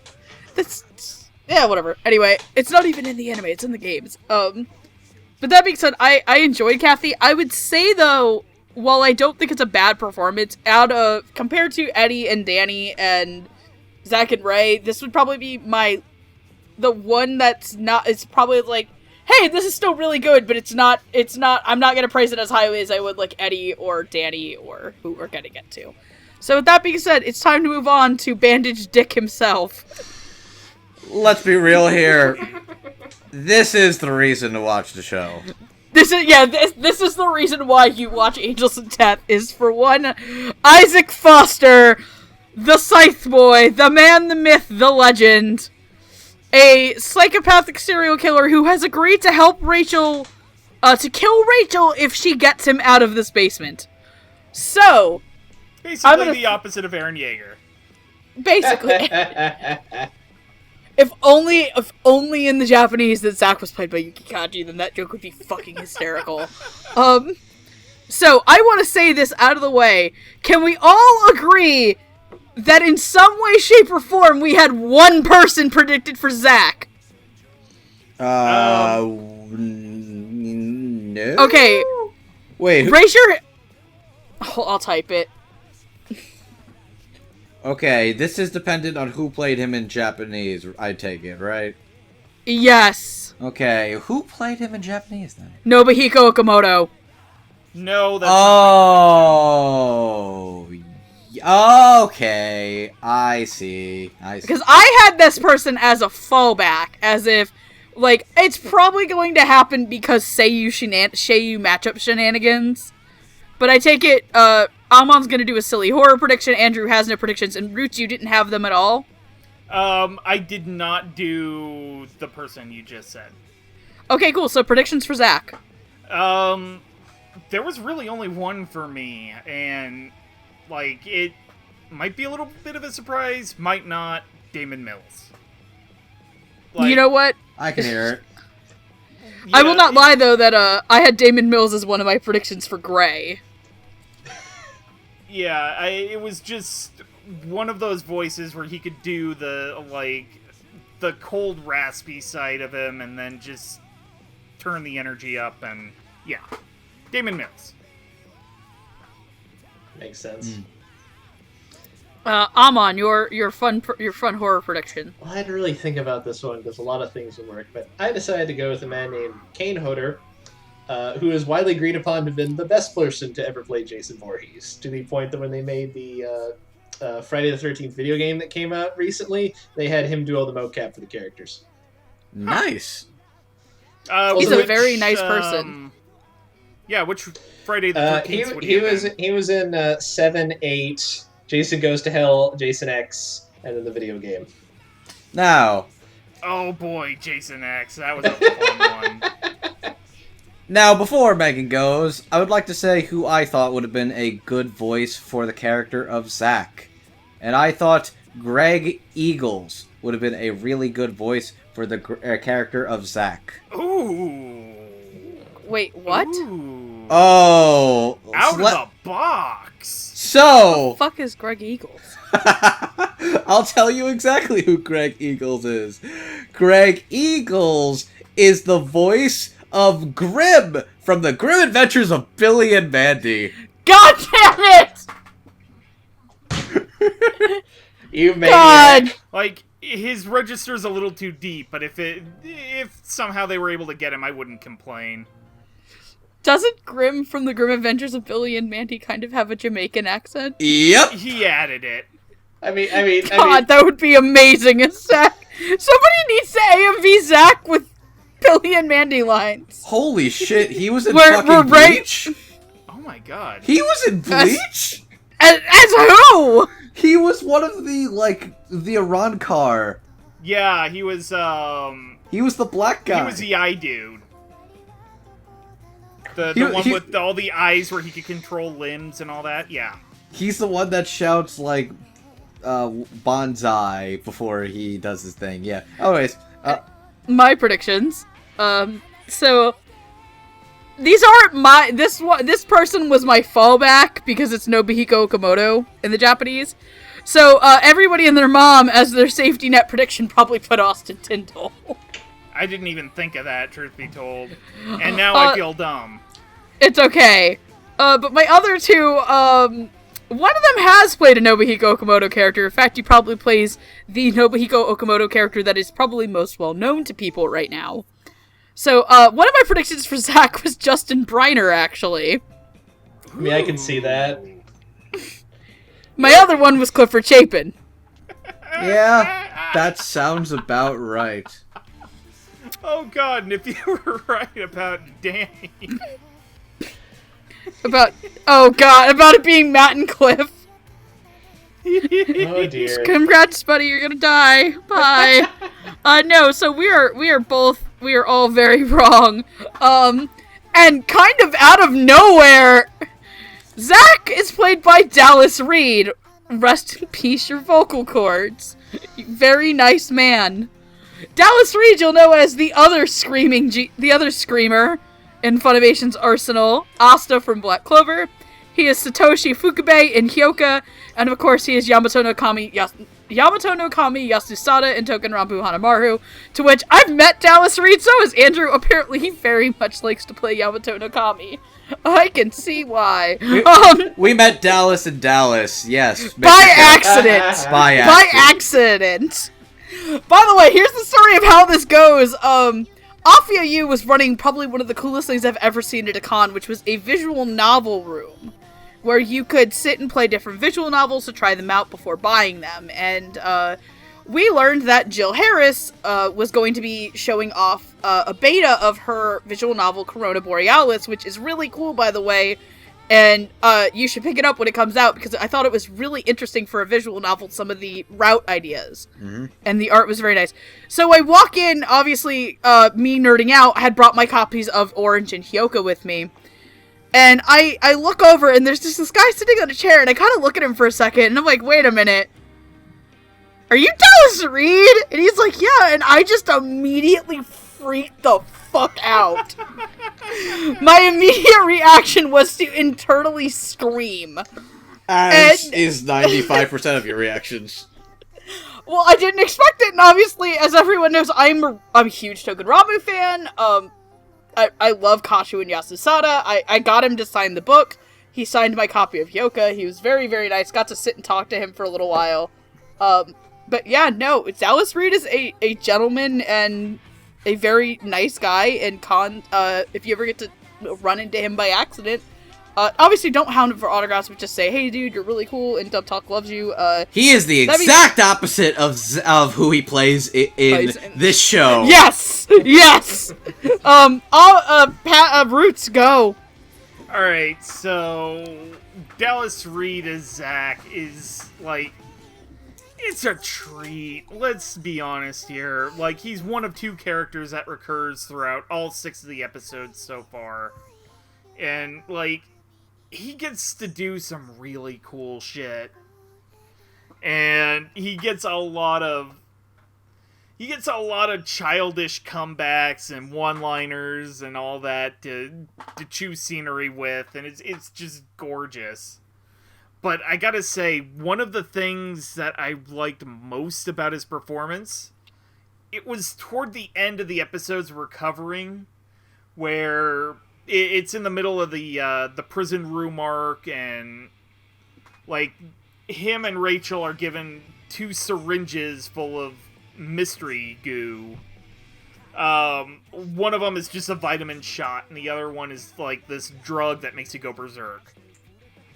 And then he makes the sacrifice and puts them both into his arm, and like he goes nuts for the next episode or so, and that was just chef's kiss.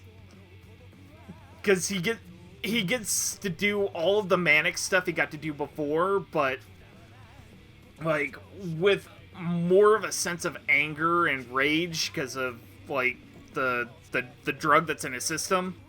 Like, it was really great. Oh my god. And like, even when he kills the people in these rooms, like, he gets like these great one-liners, he gets great riffs, like, and like I said, he gets like great comebacks and just these childish lines that are just so fun to hear Dallas Reed say. It's great, and I'm gonna pass it on. Dallas, this is such a good performance. I love every part of it. Zack's a really fun character. Like, if you play the video game, he is also really fun to follow along in there too, for a bunch of the same reasons here. He's very loud and obnoxious, but in a fun, charming way, and kind of dumb as a rock, but also in a fun way. And Dallas just does such a good job of it. He is so good at being big and hyperactive when he needs to, being just sort of annoyingly frustrated, because he's trying to work with this woman who he clearly doesn't understand even remotely, and finds mystifying a lot of the time. And also he can just yell a lot, and he's really good at it. Yeah. I feel so bad for Dallas. Getting cast as Asta has revealed the fact that he can do screaming really well, and it's very obvious the other directors of Funimation have picked up on this. That poor man. Mm-hmm. I hope he's got like bulk orders of throat coat. I'm sure he's probably doing okay. Yeah, he was. I think that was the episode the week we went down there. Was it? Oh. Yeah, I think it was. Okay, yeah, no, goddamn. So we talked to him that Saturday. We're like, dude, are you okay? And he's like, yeah, I'm good. He goes into the recording booth. They're already brewing tea for after he's done. Anywho, yeah, he's just so much fun. Like, I agree. Like, if there is a reason to watch the dub, if you just need a singular reason to watch, it is Dallas Reed's performance. He is so wonderful in this. Like, I know this isn't necessarily a star-making role because he's already in a show that is like fairly popular, but like this is just so wonderful. It's so fun and outrageous, and he brings exactly what is needed for the character and for this show. He is a pure delight. Bless you, sir, for giving your all and being willing to do horrible things to your voice in the name of anime. Man. Where the fuck do you start? Okay. First things first. Dallas Reed. Like, yes, we met him. He's a cool guy, and he is a Team Makoto for Persona 5 waifu, so obviously he's a good person. Obviously. So, That's not how you say clearly. Hifumi. Okay, shut the fuck up and sit the fuck down. Anyways, Dallas. Holy fuck. Okay. This is basically... It's like a combination of the Joker, Clifford Chapin, and Greg Aries all put into a blender and started screaming for like 5 hours. That is the voice of Dallas Reed's Zack, aka Isaac Foster. Holy fuck. Like, this character basically holds together this show in regards of pure trash entertainment value. Because he is full-on edgelord hot topic, I'm gonna kill you, I'ma cut some bitch, I'ma scream and make profane statements and make crude remarks, but he's also one of the more compelling characters, because of the two characters that stick around long-term, he's more interesting, and... yeah, like, the screams, the banter, the shit he says makes me laugh, but he also is kind of an interesting character, and I am slightly curious to learn more about his past. But this is like a level that is taken so far that I'm honest to God impressed that like Dallas Reed could pull it off. Like some of these laughs and screams, I did not know he was capable of. I don't even think Asta has ever gone to that level. It's impressive and absolutely commendable. God damn Dallas Reed. Good shit. Like, not to mention with the Hot Topic point, like, he is covered in bandages from head to toe, even as a kid. If you're a 14-year-old goth girl who basically, like, oh, serial killers like the Joker are hot, this character is for you. It's baby's first edgelord. Baby's first edge... That is the perfect description for him. Baby's first edgelord. Which is really funny because our really good friend M. Deller fucking loves Zack. God damn it. M. Deller loves Zack so much. No, man, holy shit. I actually legitimately thought it was Clifford Chapin at first. And then because I watched up to a certain point and I was like, oh, this is Cliff. Cool, I'm right. And then I was like, wait a minute. Oh, fuck, I am very wrong. And I am happy I am very wrong about this. Oh my god, this is one of the performances of the year. Like, this is a year that is oddly stacked in the male actor category. And this is just another part on that stack, because it is so undeniably entertaining. More so than, like, when I sat and I watched the first episode and I heard Nobuhiko Okamoto screeching, I was like, Jesus Christ, I am so sorry to whoever's playing this guy in English. Lo and behold. Poor Dallas's voice. Like, the electric chair scene that is the exact moment I knew that Dallas lost his voice. Is when he has to sit and get electrocuted 5 times. Dallas, you don't sound like you're dying enough. Can you do that again? Again. Yeah, Respect. we weren't recording that one. That is completely unprofessional. I know that never ever happened, but I like the idea that, like, he got a really perfect take, and Tyler Walker's just like, oh, I'm sorry, we weren't recording that. just do that again, please. But no, it's just so fucking it's insanity. It is insanity put to digital to a wave file. It is. There are points where he's quiet and subtle. There are points where he's throwing your mom jokes. There are just several hundred things going on with Isaac Foster, and just as Dallas Reed is just like, okay, yep, and it just seems so effortless for him. In that the man is just Isaac Foster at this point. I don't think he should be, because that's not a he mood you shouldn't should... be. Just let him... Just make another season of Hanamaru so that he can just be Yamato no Kami again, for the love of God. Just let him be the soft boy. But no, it's just such an entertaining experience. And you, honest to God, if you're gonna check out the show and you just watch Dallas play Zack, like, I don't care if you have to find a highlight reel of the dub. Just listen to this crazy shit. Like, in particular, the scenes of him with Rachel in the elevator. Like, With Rachel in the what? In the elevator, whenever they're moving up to the next floor. Like, there's always interesting stuff being said. That and every confrontation he has with Eddie. Anyway, so we're finally gonna move on to the last character. That is our other lead, Rachel Gardner, who is a 13-year-old girl who has no memories, is locked in here, and has about as much emotion as your porcelain doll. Can a leading lady be a piece of driftwood, soap, and a desire to die? We'll Ask find Kristen out. Stewart. Oh, low. That's a... Okay. Damn. That's an oldie but a goodie. She's actually a really good actress, which is funny. Twilight's just a garbage movie. It's true. Sad but true. Have you ever wondered what would happen if Bella Swan had a murder fetish? Well, kids, let me introduce you to Rachel Gardner. Let's see. She wants to die. She's into God, and she wants to die. Moving on.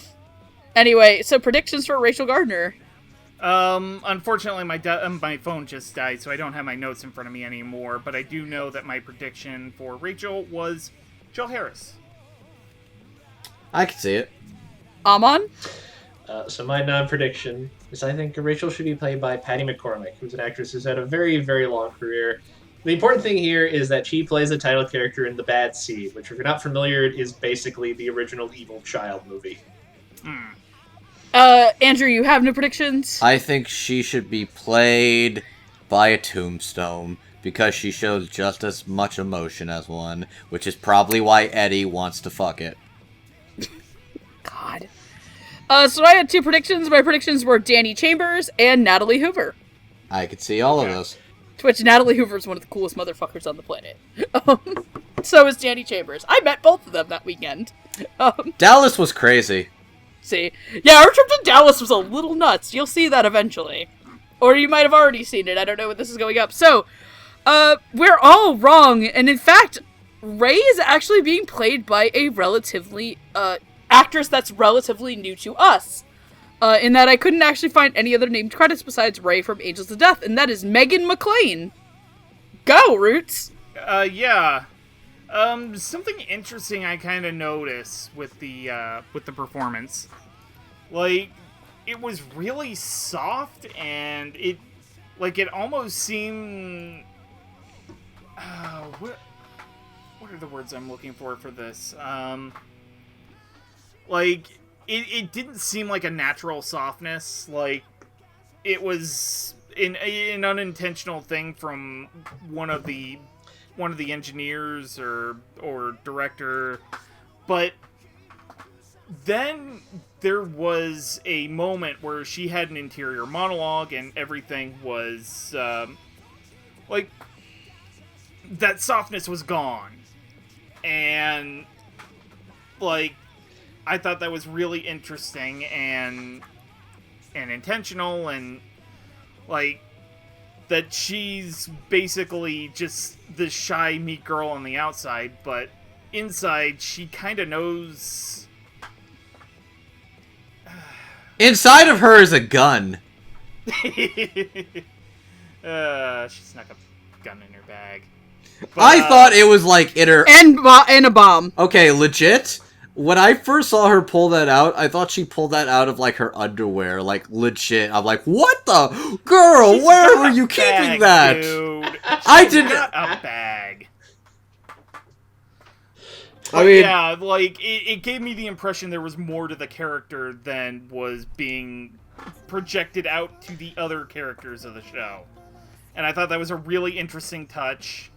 Like, kudos as much to Tyler Walker and the engineers on this show as well to that, but also to the performance itself. I really liked her performance.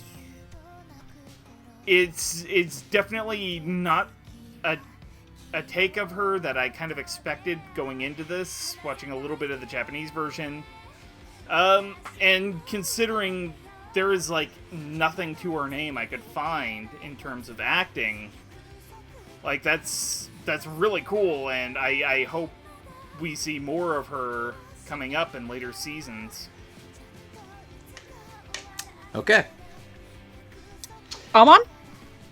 Yeah, I think we agree with Roots. I enjoyed this performance. I do think it suffers not in terms of actual quality, but I think it does suffer a little by comparison of being so different tonally from everyone else in this show. Like, everyone else tends to be they're very loud, they're very on, they're very at 11. You know, if not all the time, at least a lot of the time. And obviously Rachel's shtick is that she's very quiet and she's very calm. And she's a little mono-focused on the whole dying thing.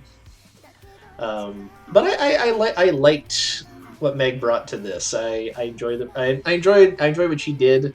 I thought one of the things I appreciate is the vibe I always got from Rachel, first from playing the game and then also from watching this, is that she's not quiet in like an emotionless way. She's sort of quiet in like I have been through some shit and I have not quite finished dealing with it yet, so I'm going to be a little removed for now.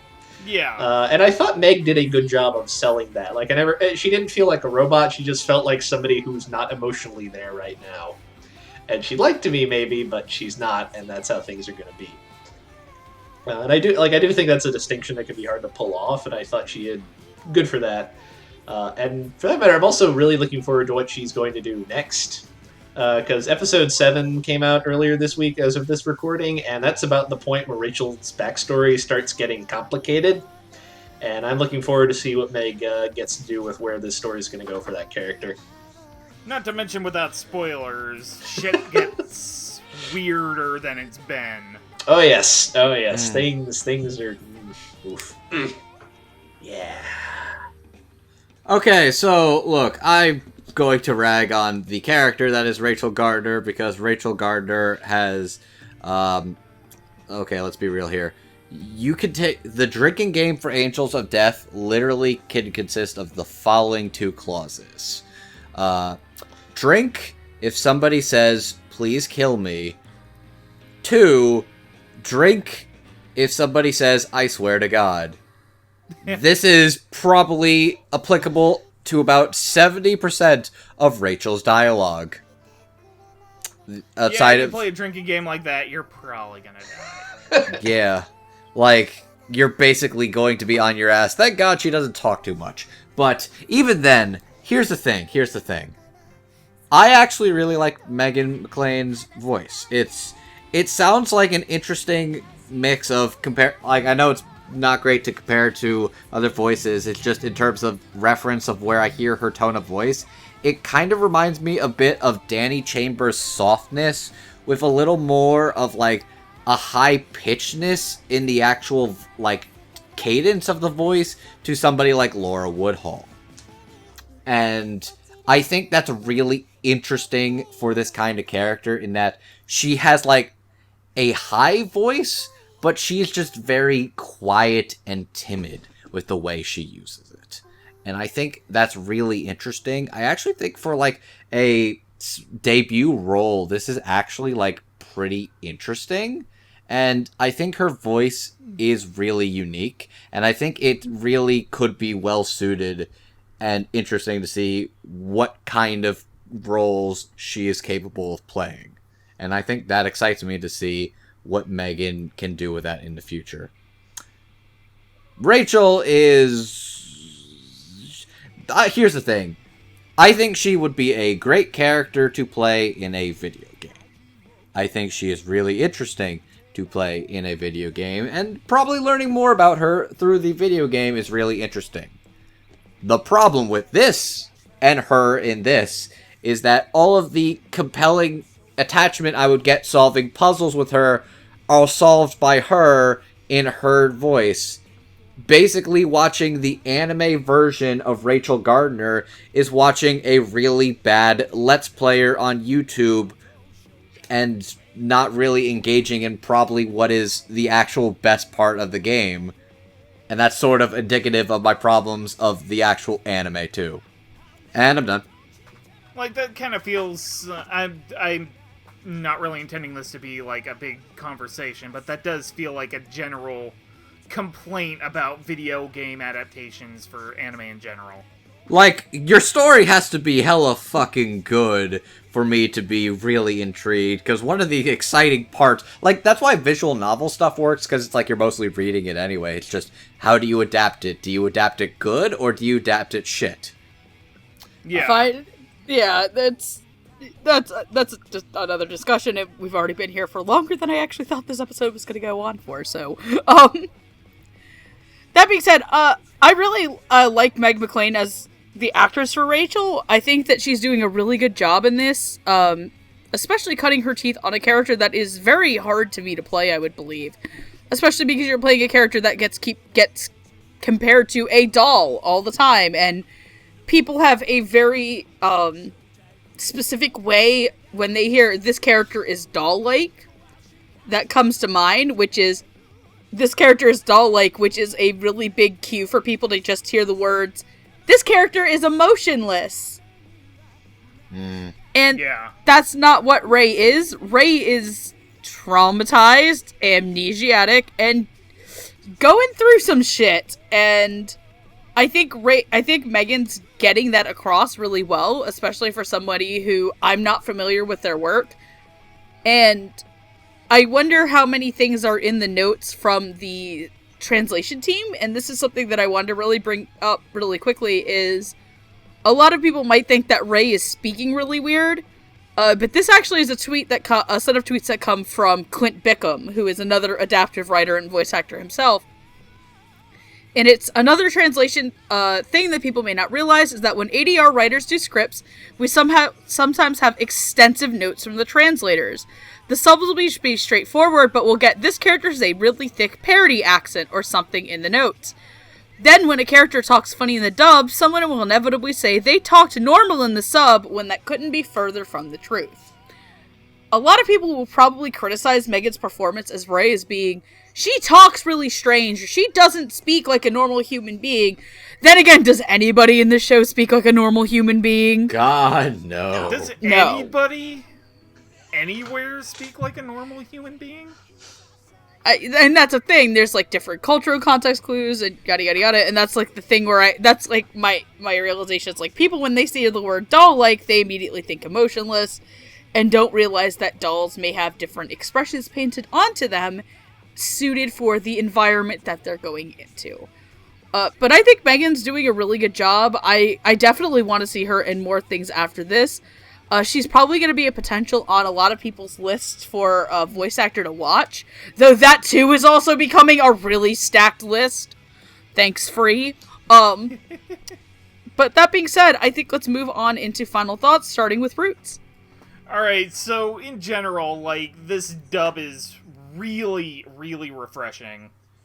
As we kind of alluded to toward the beginning of the episode, I'm gonna be honest, Funimation's summer simuldub season, it was a bit disappointing outside of sequels and continuations and everything that carried over from spring. Like, there really wasn't a lot in terms of variety. Like, multiple sports shows, multiple isekai. Now, mind you, the sports shows ended up being something that... like, in general, the sport shows were pretty good, but... I feel this is indicative of a longer conversation we don't have the time for. Right, but... Getting back to Angels of Death and the dub, like, it is a lot more than the sum of its parts, and considering there are so few moving parts in the show compared to, like, a Free, where there's a bunch of characters interacting with each other in, like, small, subtle ways. You've got, like, 6 here. Or a Token Rambu, where literally you just basically herd 60 boys into a booth and just let them scream like banshees. Not even... Hey, we need 60 actors. Who's here? Basically. Hey, you weren't in this, right? Come on, get in here. You're this guy. But, yeah. I swear to God, if they ever make another season of Hanamaru and they adapt the boy that was designed by the author of Black Butler and it's not played by Brina Palencia, I will be disappointed. Of course there is. Okay. But, they're also played by that's the Yuki Kaji one. Like, Okay. I wouldn't say this is, like, one of the great dubs of 2018 from Funimation, but it is definitely very, very high up on the list. It is something I would very highly recommend. And, like, in general, if you're interested in, like, horror anime, horror films, and particularly Grindhouse Cinema, yeah, go for this. Go for the dub. It's fun. It's great. Yeah, thumbs up. Amon. Yeah, no, I'm very much in agreement with Roots. I've really been enjoying this show and this dub. I think it's a fun, punchy little show. As I think I complained about in the Shiki episode way back when, I like horror stuff, and I'm often a little annoyed that a lot of horror anime that tends to get popular, like, there's not a lot of it to begin with, it feels like, and a lot of stuff that is well known is stuff like Hellsing, which I like, but it's more of an action show with horror stuff in it than a horror TV show in its own right. So I'm always happy when something like this comes along, and especially happy when I think it's good, which, I'm having a hoot with this show, so... Yeah, no, I recommend it. I think the dub is very well done. I'm enjoying this as just sort of a fun, trashy romp with a lot of death and upsetting content. Yeah, props all around. Like, I think this could have been a tricky show to pull off, given that it is so focused on those two specific characters. And I think everyone's done a wonderful job of making this just a really entertaining time. I'm very happy with it. I think this dub is a lot of fun. I think some of the stuff with Zack and Rachel is actually pretty fun and pretty enjoyable banter, and Zack very much steals the show. Dallas Reed's amazing. The cast is really good at what they're doing. I think the dub and the localization are really... There's really a lot of passion going into there.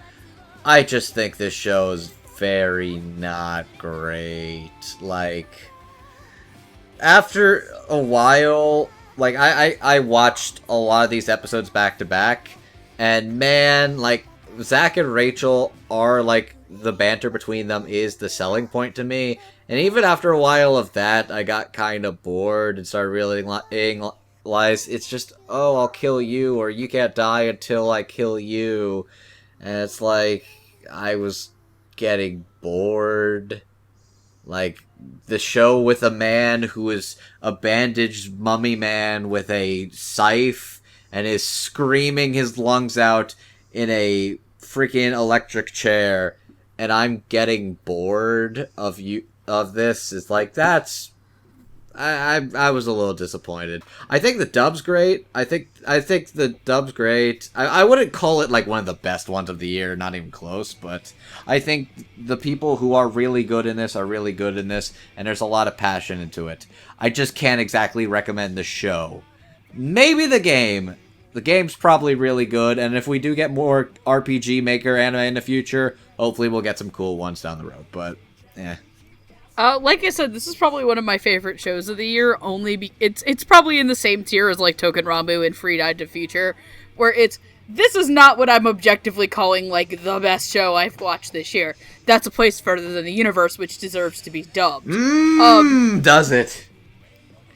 Yeah, that's reserved for A Place Further Than the Universe, which is really weird because this is the second year in a row where like this far into the year my AOTY has been a winter show. But no, this dub knows exactly what it is. Fun. It's fun. I'm having fun with this show. I'm having fun listening to all these wonderful actors. It is just a ton of fun, and I love that the amount of care and time it went into the translation of this show, that the actors, cast, and crew are all having a great time, that they're making jokes about it, that they're encouraging people to check out their work. I've seen people who usually are, like, some of the first people I know to be like, dubs suck. They're like, oh, Zack's dub voice is perfection, yada yada yada. So, that says a lot about things. Obviously, this is a show that you will either really like it or really hate it, but the one thing it also is doing really successfully is it makes me want to go buy this game. Mm-hmm. And that says a lot about things. If you would like to buy Angels of Death, you can buy it on Steam, and I believe you can eventually buy it on your Nintendo Switch. That is coming, yes. Yeah, there's a Switch port coming for it. That being said, we're going to wrap this up because this went on longer than I thought it was going to go on. But then again, we talked about everybody individually. So, if you'd like to watch the sub of Angels of Death, you can watch that over on Crunchyroll. And if you'd like to watch the dub, you can watch that over on Funimation, which it comes out every Tuesday. And I believe the subs come out every Friday. Not sure. Sub comes out something like that. Sub comes Friday, sub comes out every Saturday, somewhere in the whereabouts. Yeah, comes out over the weekend. And if you would like to buy the manga for Angels of Death, I believe that is out via Yen Press. It's either Yen Press or 17. I believe it is Yen Press. I'm gonna clear. Yeah, because I think it's Kadokawa. Oh yeah, it is a Kadokawa. So yep, it is. You can buy one of the mangas out from Yen Press, and then there's another manga called Episode 0, which has not been pushed out in the United States. Neither is the Satsuin or the novel series. They're all over in the Japanese, but you can buy the ongoing manga from Yen Press, and like I said, watch the anime on Funimation and Crunchyroll, and buy the game from Steam or Nintendo Switch. With that being said, three of you whore yourselves out. My name is Andrew. You can follow me on Twitter at MangaMan9000 or call me Classy Spartan. Outside of this, I also do another podcast on Surreal Resolution called Podcast O&A with fellow Dub Talk co-host Jet, where we talk about anime news and the like. I think the last episode I had a big tangent about a lot of the controversial stuff in regards to Elation Studios, which I think there's actually a clip of that online somewhere. So that was an interesting thing. And yeah, that's what I do.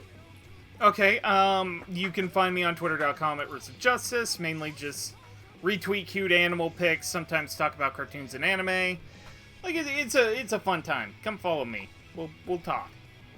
Also, I actually do have a general idea of what I want to do with my blog now. Once I get time, I will start that up.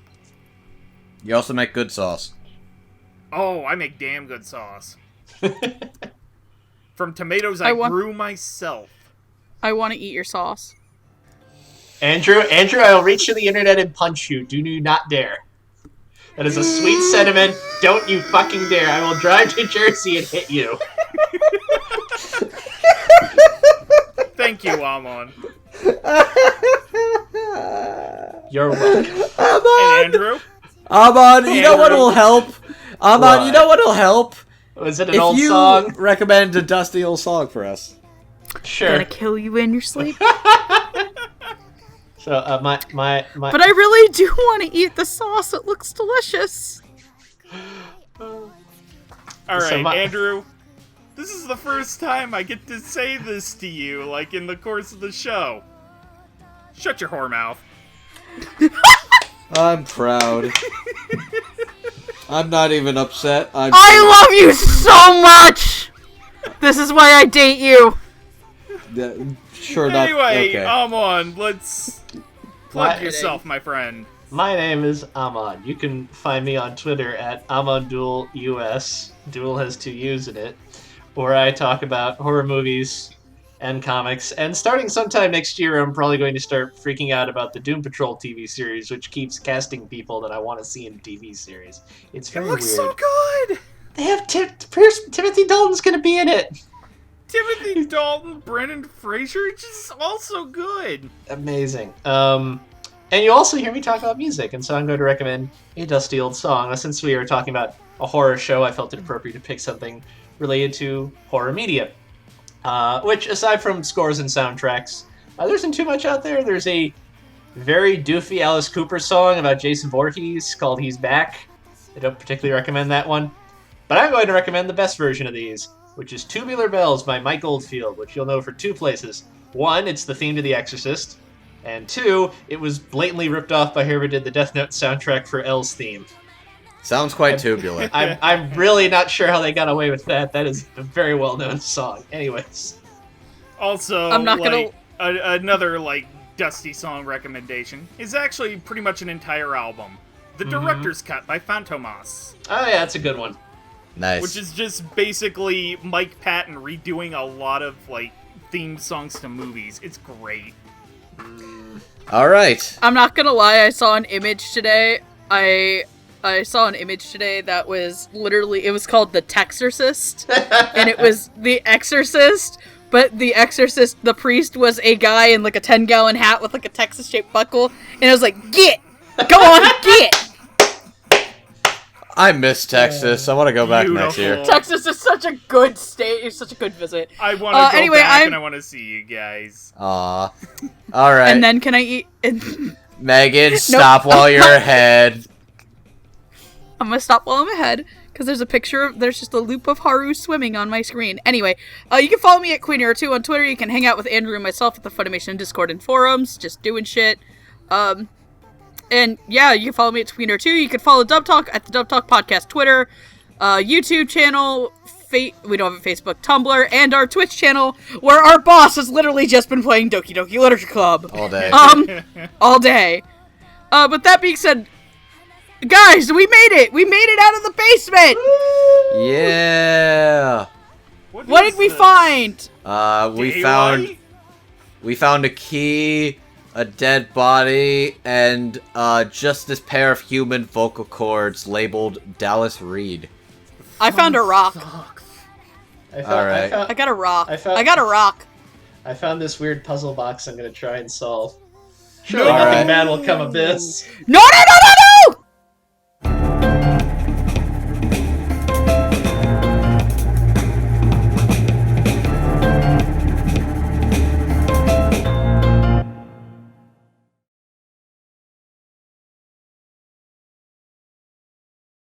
That's how you get Cenobites, Amon.